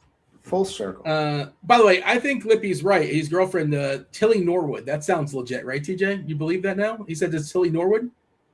I mean, he's been bragging about how it's an AI girlfriend for like 2 weeks now, and so That was just for you. I figure you know who that is. That's the AI actress that has like an agent and everything. You're not aware of Tilly Norwood? I mean, no. I try. That's right in your wheelhouse. You're not aware. That's not in my wheelhouse. If it's AI, it's not in my wheelhouse, Dean. That's the opposite. You have your other site. You're going to talk about Tilly Norwood at some point. No, absolutely not. I'm not. That's the last thing I'm ever going to talk about. No, I'm going to. Quick question for the four of you guys. Do you think the world's going to end soon? From someone's going to nuke Quick question. We can discuss it in 30 seconds. Yeah, starting with Chop. And do you and if so, do you or do you not? Have you already started making plans for a bunker? Wish I would have made some plans for a bunker a long time ago, but I didn't. I don't know what's going to happen, man. Who knows? Oh, Dean left us. He didn't want to talk about it. This is the first time in show history that Dean left before Chop. The first time in RotoGrinders history. He don't want to hear the truth. He's burying his head in the sand. Crazy. I don't know. We'll figure it out. Anyway, I think a good hedge would be you bet on the poly market, the prediction market. You bet that a bomb will drop or won't drop. Well, the thing, but if you the one that if you have to pay out, you're dead. Yeah, you're dead anyway. So what the hell not? So you're actually going with the no bomb drop, right? Or you're saying you start the market? I think at a certain point, these people got to get themselves under control, right, and realize it. You can't. All right, let's swap. Come on, TJ. These are the conversations we need. Wow, people are saying that Dean has already just left here on, and he's over in Blue Sky right now, tweeting some thoughts.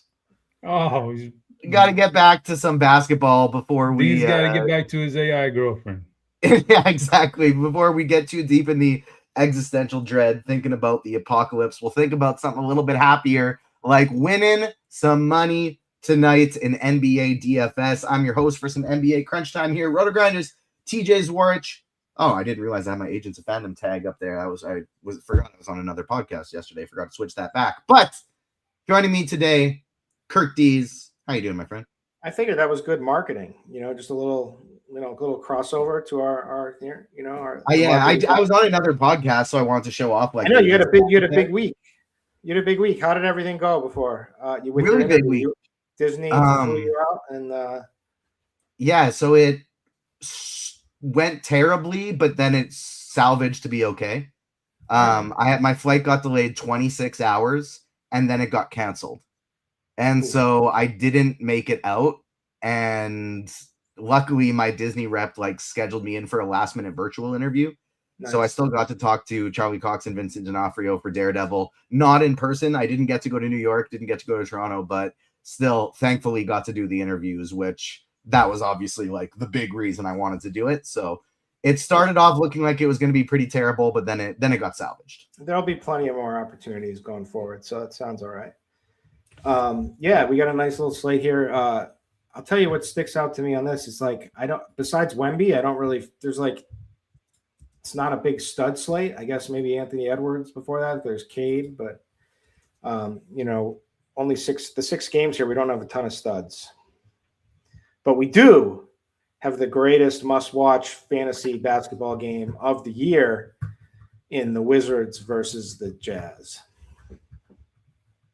Must-watch. The big mega tank game of Wizards and Jazz. This is a pretty ugly slate. I'm happy that at least this – I started looking into the slate about 2 hours ago, and it was just filled with Q tags. And at least we've gotten most of those out of the way. So that's pretty good. Let's start going position by position here, diving into things. We'll start on DraftKings at the point guard position. We'll swap over to FanDuel. We'll go position by position on both. Then we will take your questions going into the RotoGrinders live stream Discord chat, going into the YouTube chat second. So make sure you get your questions in. Kirkdiese, DK point guard, way weaker than it usually is. This is typically the strongest position on DraftKings, or at least the second strongest position. pretty weak out there at this spot today. Yeah, it is, and it's why I like someone so much that I do, because we're grading on a curve here. It feels like, but from the top play for me is Isaiah Collier. I mean, it's basically I just want anyone I can feel comfortable with against the Washington Wizards in this matchup with these two teams who are just basically the best possible matchups for each side.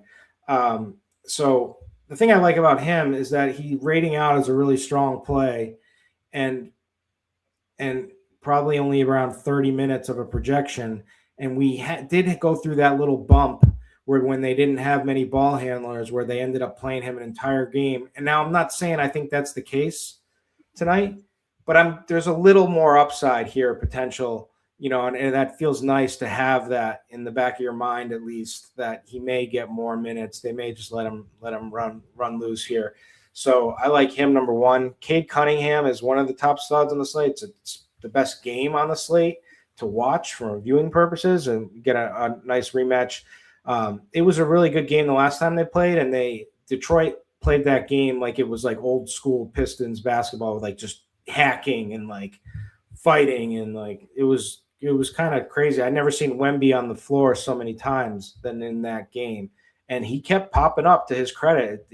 Anthony Davis would have been long gone to the locker room by what he was taking. So the thing is they were doubling Cade pretty much all game, like sending somebody at him to double the entire game, and it worked. He had kind of a gross game. He did, I guess he did put up almost 50 fantasy points, while shooting was just horrific. 5 for 28, and I had to like double take at 28 shots. So the good news is that if they figured out some sort of plan to react to that, and he's hits more shots this game, there is upside for sure. But again, it's when he's a guy who loves to attack the basket. He's getting double teamed, and you got Wemby sitting there in the paint. So I don't like him that much, but I was playing around with some Cade Wemby lineups, and you can make that happen pretty easily. So those are the top two. Then from there, Tyler Hero is back pretty much on a full minute schedule now. Hasn't been efficient with his shooting, but that'll come any moment. So this is a run it back game against Brooklyn. They're heavy favorites. I think they take care of business pretty easily because they gave Brooklyn a night off in Miami. The Miami flu last night probably is going around a little bit today. So I don't know. Hero should play well. I kind of like the big guys in that game, whether Kalal Ware and Bam. Kalal Ware is actually my favorite because I think this game is gonna, blow out. But Amen Thompson could be pretty good against the Warriors.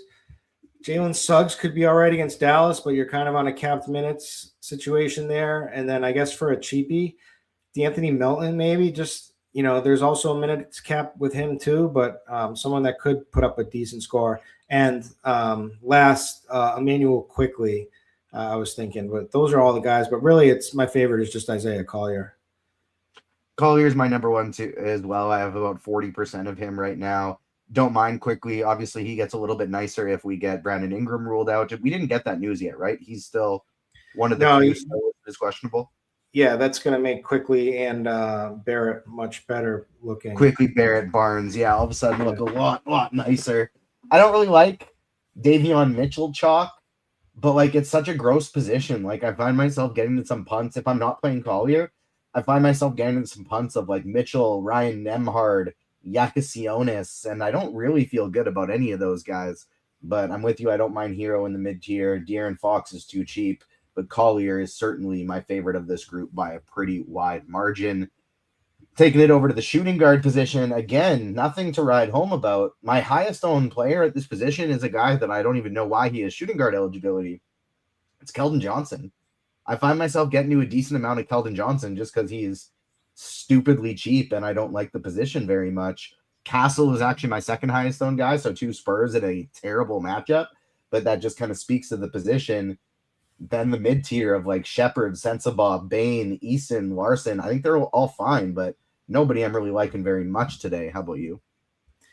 Yeah, I mean, Anthony Edwards would be the guy if, but he's 9,700, so he's my favorite, and he is playing. He was questionable all day. I don't think that matters. I think it's not going to affect his ownership at all. I don't think. I actually like Stephen Castle in this spot. He played really well in that game against the Pistons the other night, and I don't see why he wouldn't play well again tonight. So I like him. Again, Tyler Hero, you can play here. You can play B-Pod for Golden State. I don't love it. It's the Rockets defense. I think he's kind of a soft player in general, very matchup oriented, but it could work. Sensible, I like a lot. You can also play him at small forward. Again, I want anybody on Utah that's going to get minutes and that can score. And then Desmond Bane has incredible history against Dallas. I think they passed him up for drafting or something like that. I think there's a story there, but and he's a good play regardless. So I like him. And then Tari Eason. It feels like he could do pretty well against this Warriors team, and might be out there for a bunch of minutes. And those are my guys tonight.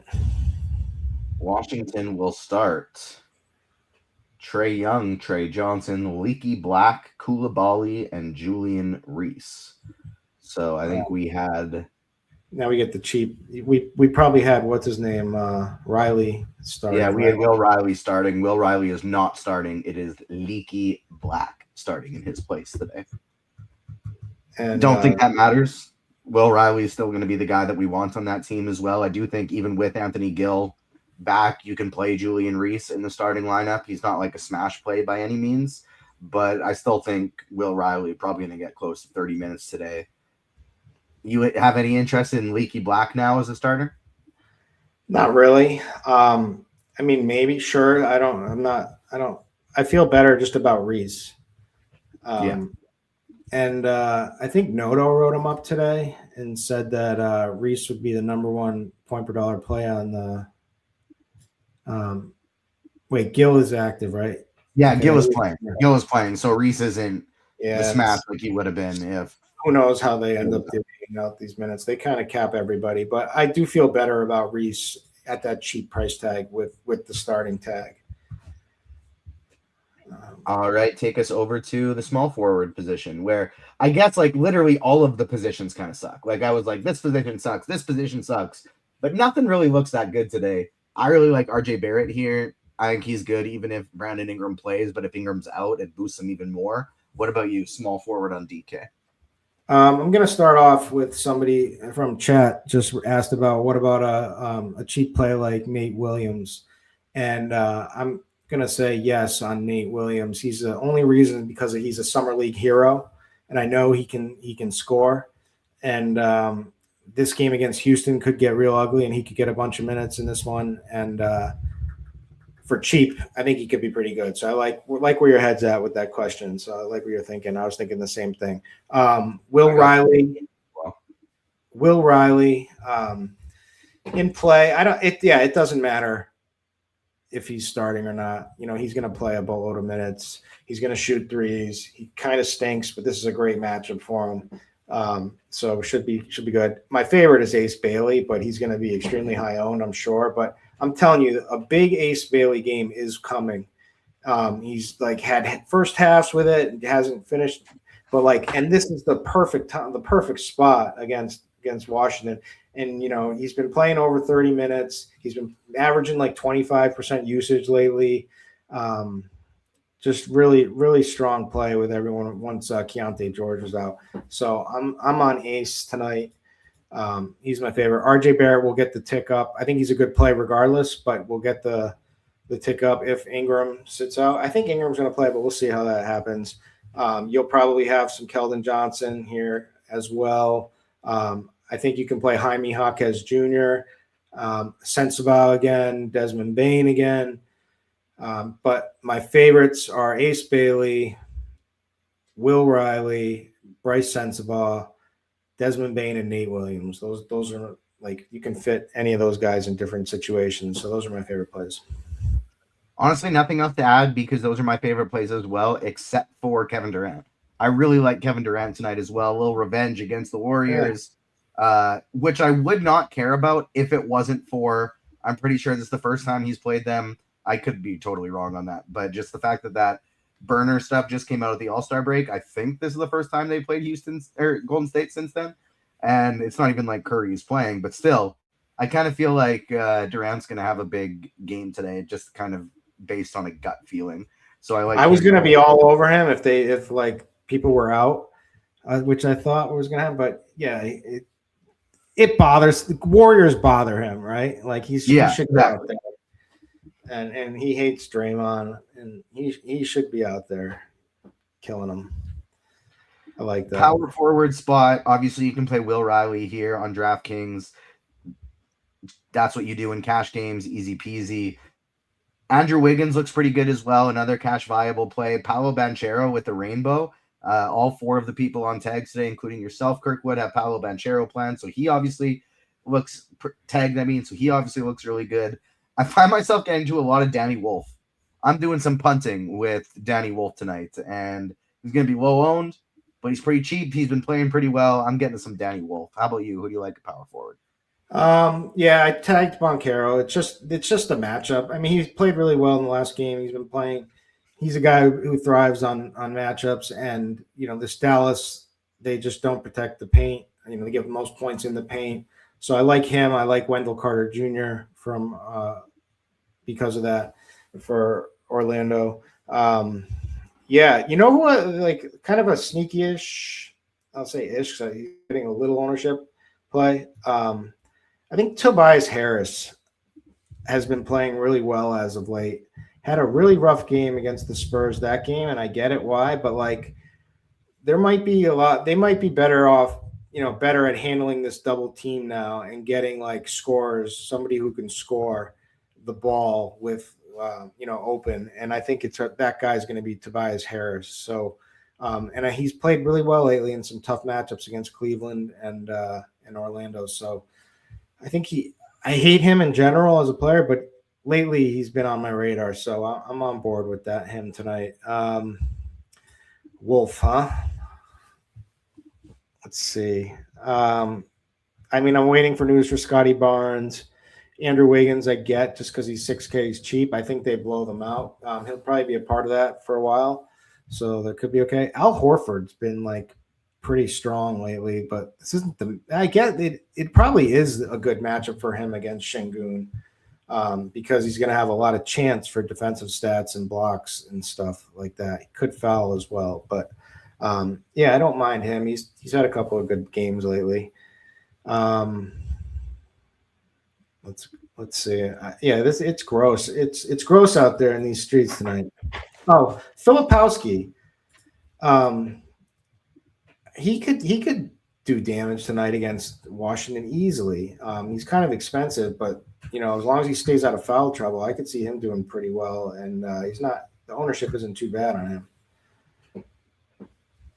Takes over the center position. We got a clear cash game playing Khalil Ware, projecting incredibly well in only 24 minutes. Not a super deep position, but I think there are a lot of good plays with, obviously, you can punt with Reese. You got a cheap Ware. You got Wemby, Şengün, Bam, Duren. One of these guys, probably a good chance they have a ceiling game today. Yeah. Ingram is available to play. All right. Well, at least we don't have to change anything. All right. Wemby, number 1. Khalil Ware, number 2. Bam Adebayo, number 3. And if I thought that Brooklyn could hang around in this game more tonight, Bam would be switched, would be number 2, and Khalil Ware would be number 3. So I prefer Ware over Bam because of the way I'm playing it this game. Wendell Carter Jr., like I said, could be in for a good game against Dallas.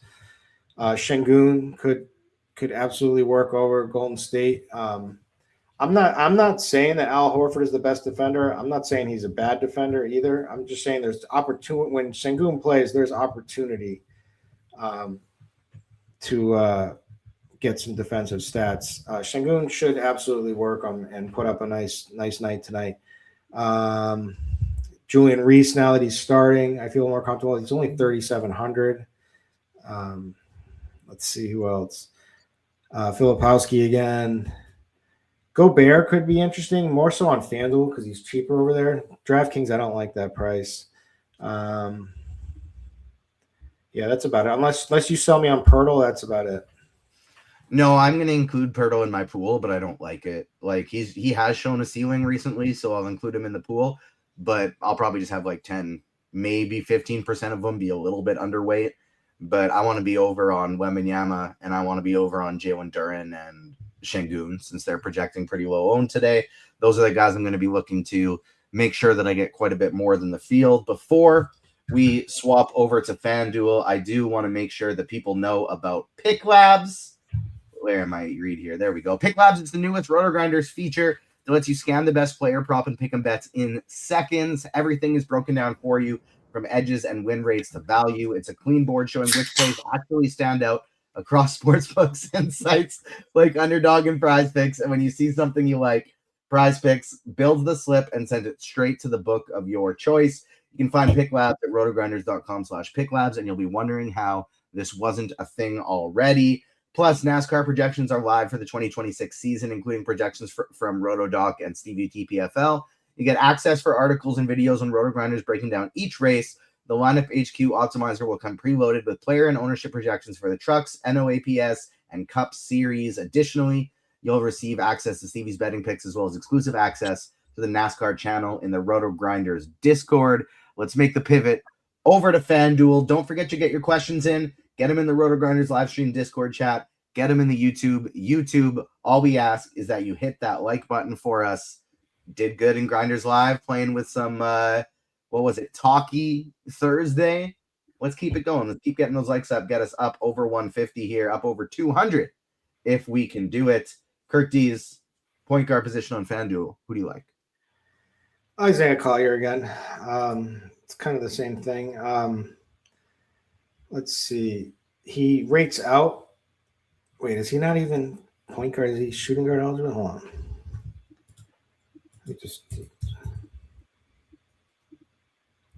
Here he is. Okay. I like Collier. He rates out as a worse play here than over on DraftKings, but I like him. That makes me like him even more. So he's my number one. Tyler Hero, number two. Again, same thing. Just the price on De'Aaron Fox makes me a little bit interesting. He hasn't been good. I get it. There's a lot of different mouths to feed there, but it's in his range of probabilities to go off one of these games. And at 6,800, it could end up catching a bigger game than that. Cade Cunningham, again, and I'm lower on him, but I think he is playable. I was trying to play him in Wemby lineups, and they can be done. So if you think that he's gonna rebound in this game here, which he shot so poor, there's no way he can shoot that badly again. That I think there is a lot of room, at least a little bit of room for more. So I think he could work out pretty well. Trey Johnson starting for Washington, kind of stinks that we've got the return of Trae Young, but he won't play too many minutes. And then the Golden State guys, I don't know what to do with them personally. I'm playing Melton over Pod, but Pod definitely has more upside.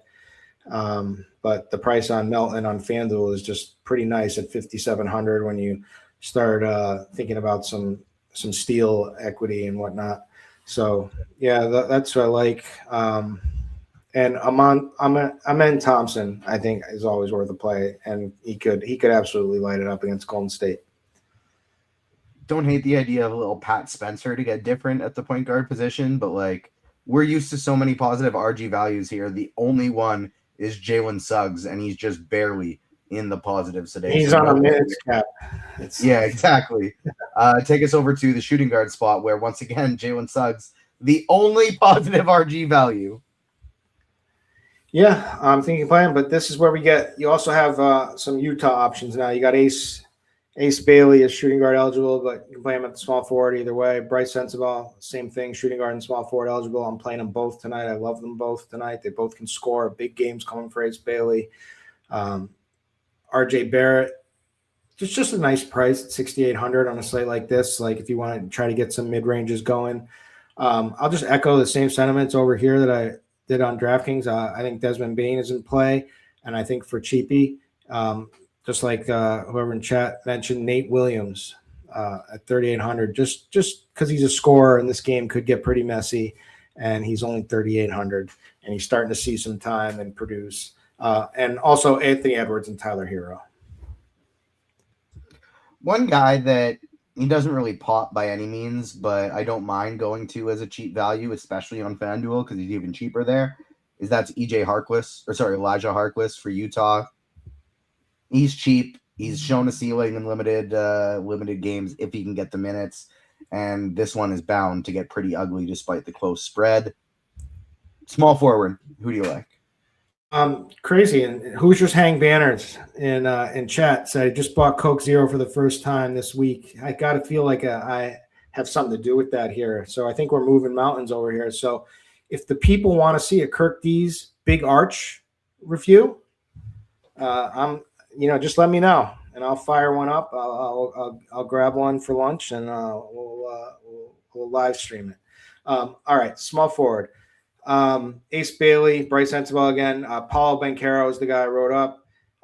Just a really strong matchup. He gets his points in the paint, points in transition, all that against Dallas should be pretty good. They just don't protect the rim at all. Desmond Bane is in play. Will Riley. I think it's fine that he's not starting. I don't think it matters, just like TJ said. So I'm there for that. Conchar is going to be one of the lower owned Utah guys. So, I could see that working out. Anthony Edwards again. Julian Champagny had a really big game the last time against Detroit. Either him or Vassell will have a big game, I think, from shooting. I'm not sure which it is, but both of them, I think, are in play. And, again, I think like the sneaky play from that game is Tobias Harris. And I like Tari Eason. How much Utah? Don't mind Eason either. How much Utah is too much? Somebody asked in chat. I have max 2. I think you can get away. I think you can play as many as you want. I think you can get like up to. You can play 4. I think that could happen, but I'm playing 3 personally. I went with max 2. I think the only team I'm going to get up to 3 on would be Miami, which I don't even really feel good about today. But I would agree with you. I'm not going to change anything at this point, but I would agree with you that you can definitely get up to 3 because even though it's not a super small slate, it's just kind of the state of the slate we are playing with today. Take us over to power forward. Wow, Easy's going nuts. He got 2 big arches and 20 nuggets. Kid's gonna be on the toilet tomorrow. All right. Small forward we're at? Power forward now. Power forward we're where at? you are pretty much for sure playing at least one Miami Heat player. Yeah, Kalal Ware or Bam is your duo. You can play them both. And you got Hawkes and Wiggins too, both with power forward eligibility. Yeah. And Wemby here and Will Riley here. You could play Anthony Gill. I think he sucks, but you could play him.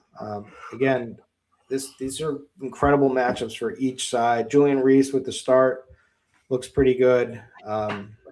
And Şengün, also center eligible, power forward center eligible. And I like Hawkes Jr. No disagreements for me there. This is one of the spots I'd be just absolutely loading up on Miami. Reese does have that power forward eligibility. Don't mind that at all.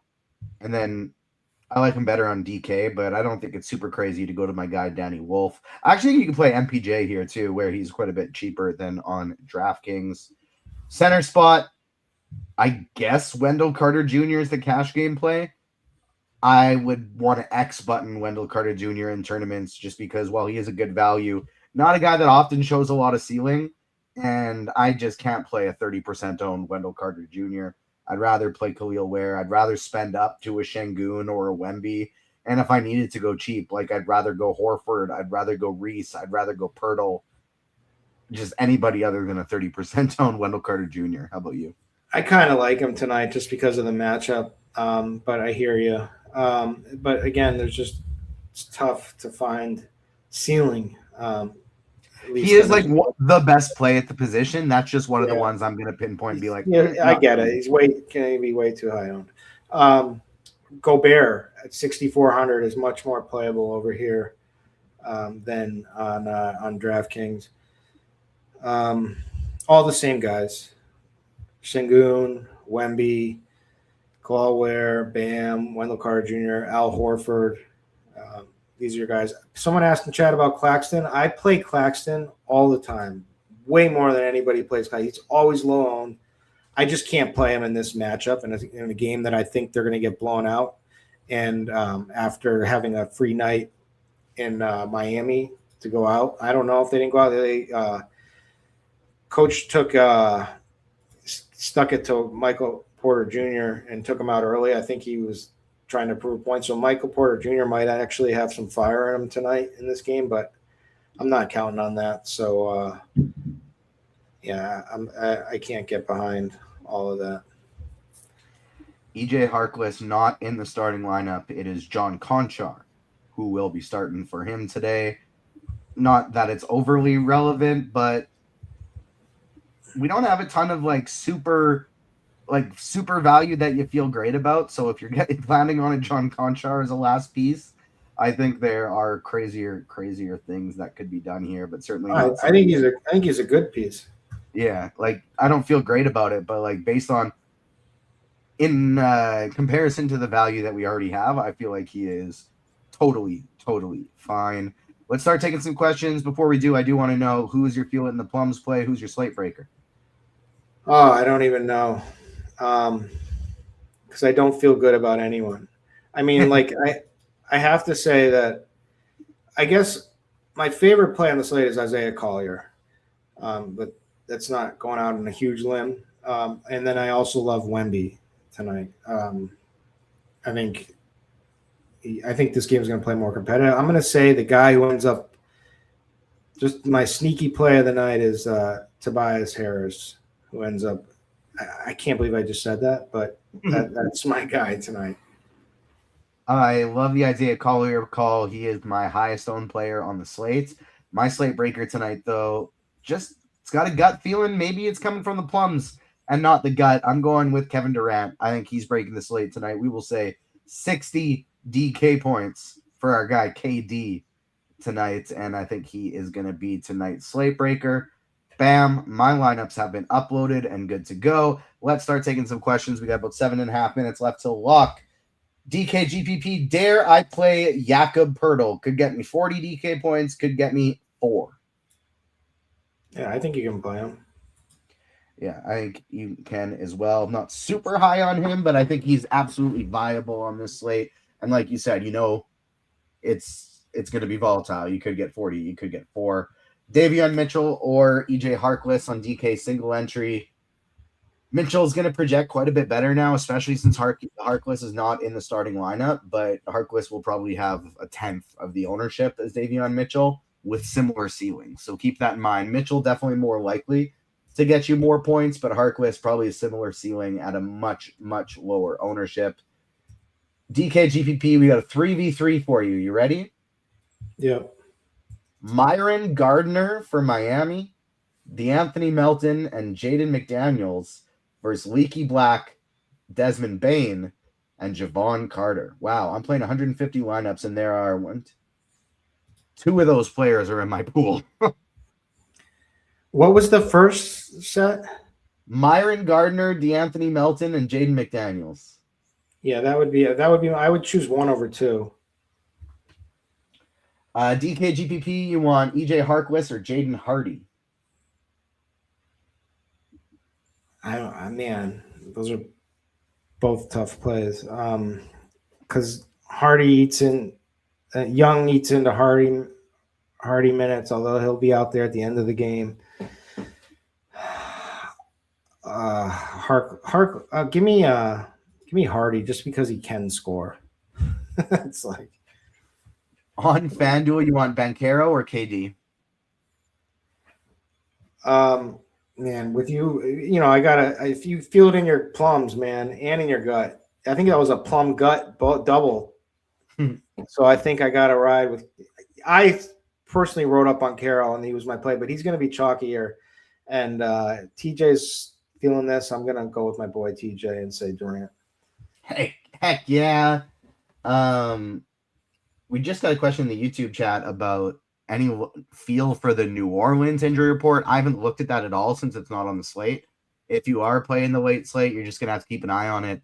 If Zion's out, then load up on Trey Murphy. Like, that's really all you got to worry about. Zion, if he plays or not, he's questionable. If he's out, Trey Murphy, Sadiq Bey, Derek Queen all start looking really, really good. I'd bet on New Orleans.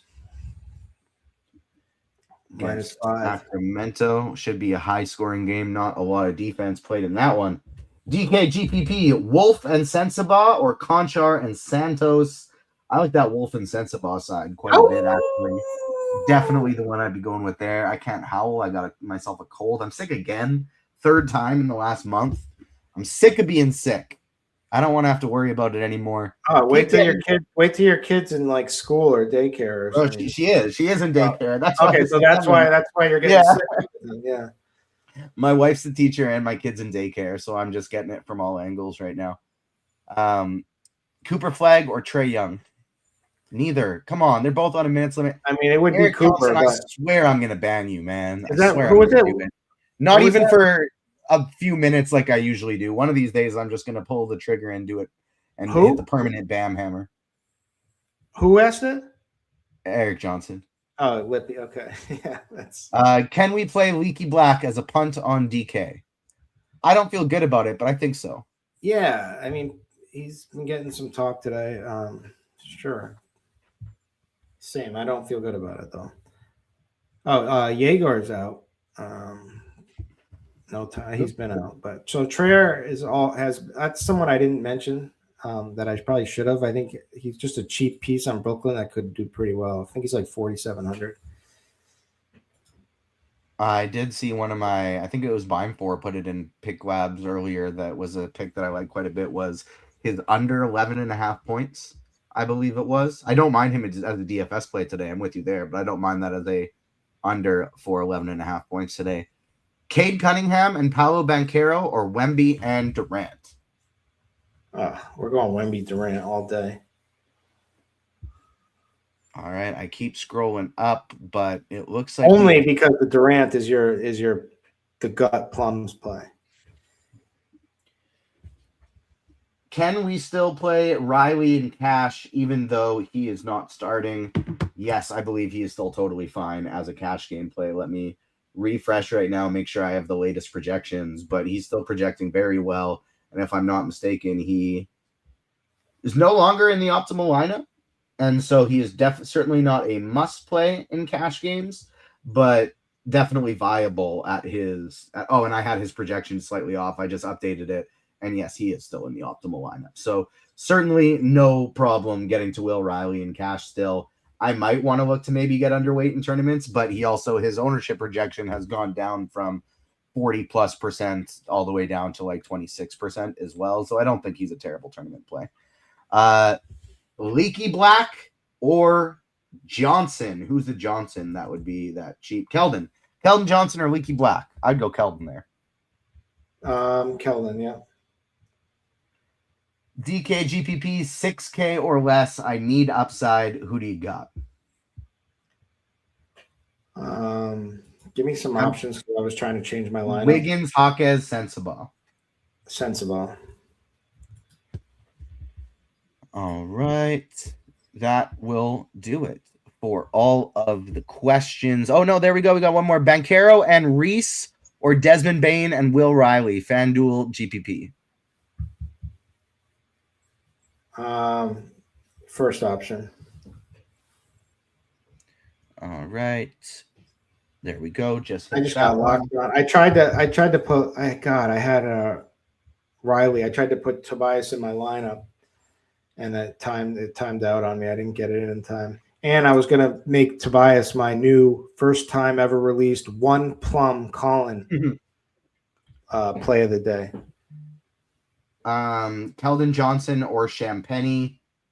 I mean, based on the prices, I like Keldon point per dollar better, but for the same price, if they're similarly priced somewhere, I would definitely rather go Champagny. Can you still play Harkless? Yes, I can, but I think you can, but it's certainly riskier now. What do you mind, or what do you think about pairing Amen Thompson and Pods together for a tournament today?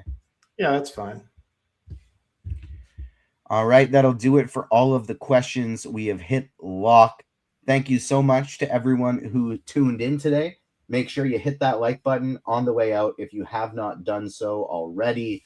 And I do actually want to show off one thing here quick, because I did really like these picks today, and I really hope I'm not – oh, no, never mind, because the first one is actually in the first game of the night anyways with Washington. It was Bub Carrington, less than 14.5 points, rebounds, assists, or points. I don't remember. Anyways, check out Pick Labs. It's a great tool. I wanted to get one in for that first game, but it has already locked, so we'll save it for the next one. But definitely give yourself a chance to check out some Pick Labs. Any 3,800 or less guards you like in a game that has not locked. It's Williams, right? Is he a guard?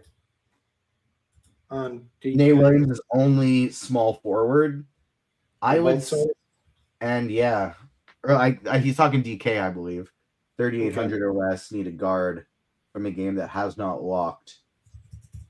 Yakasiunas for Miami, I think, is going to be that guy. That'll do it. Thank you so much for everyone tuning in today. We will be back tomorrow. On behalf of myself, Kirkdiese, Steve, doing an incredible job behind the scenes. We will see you next time. Peace.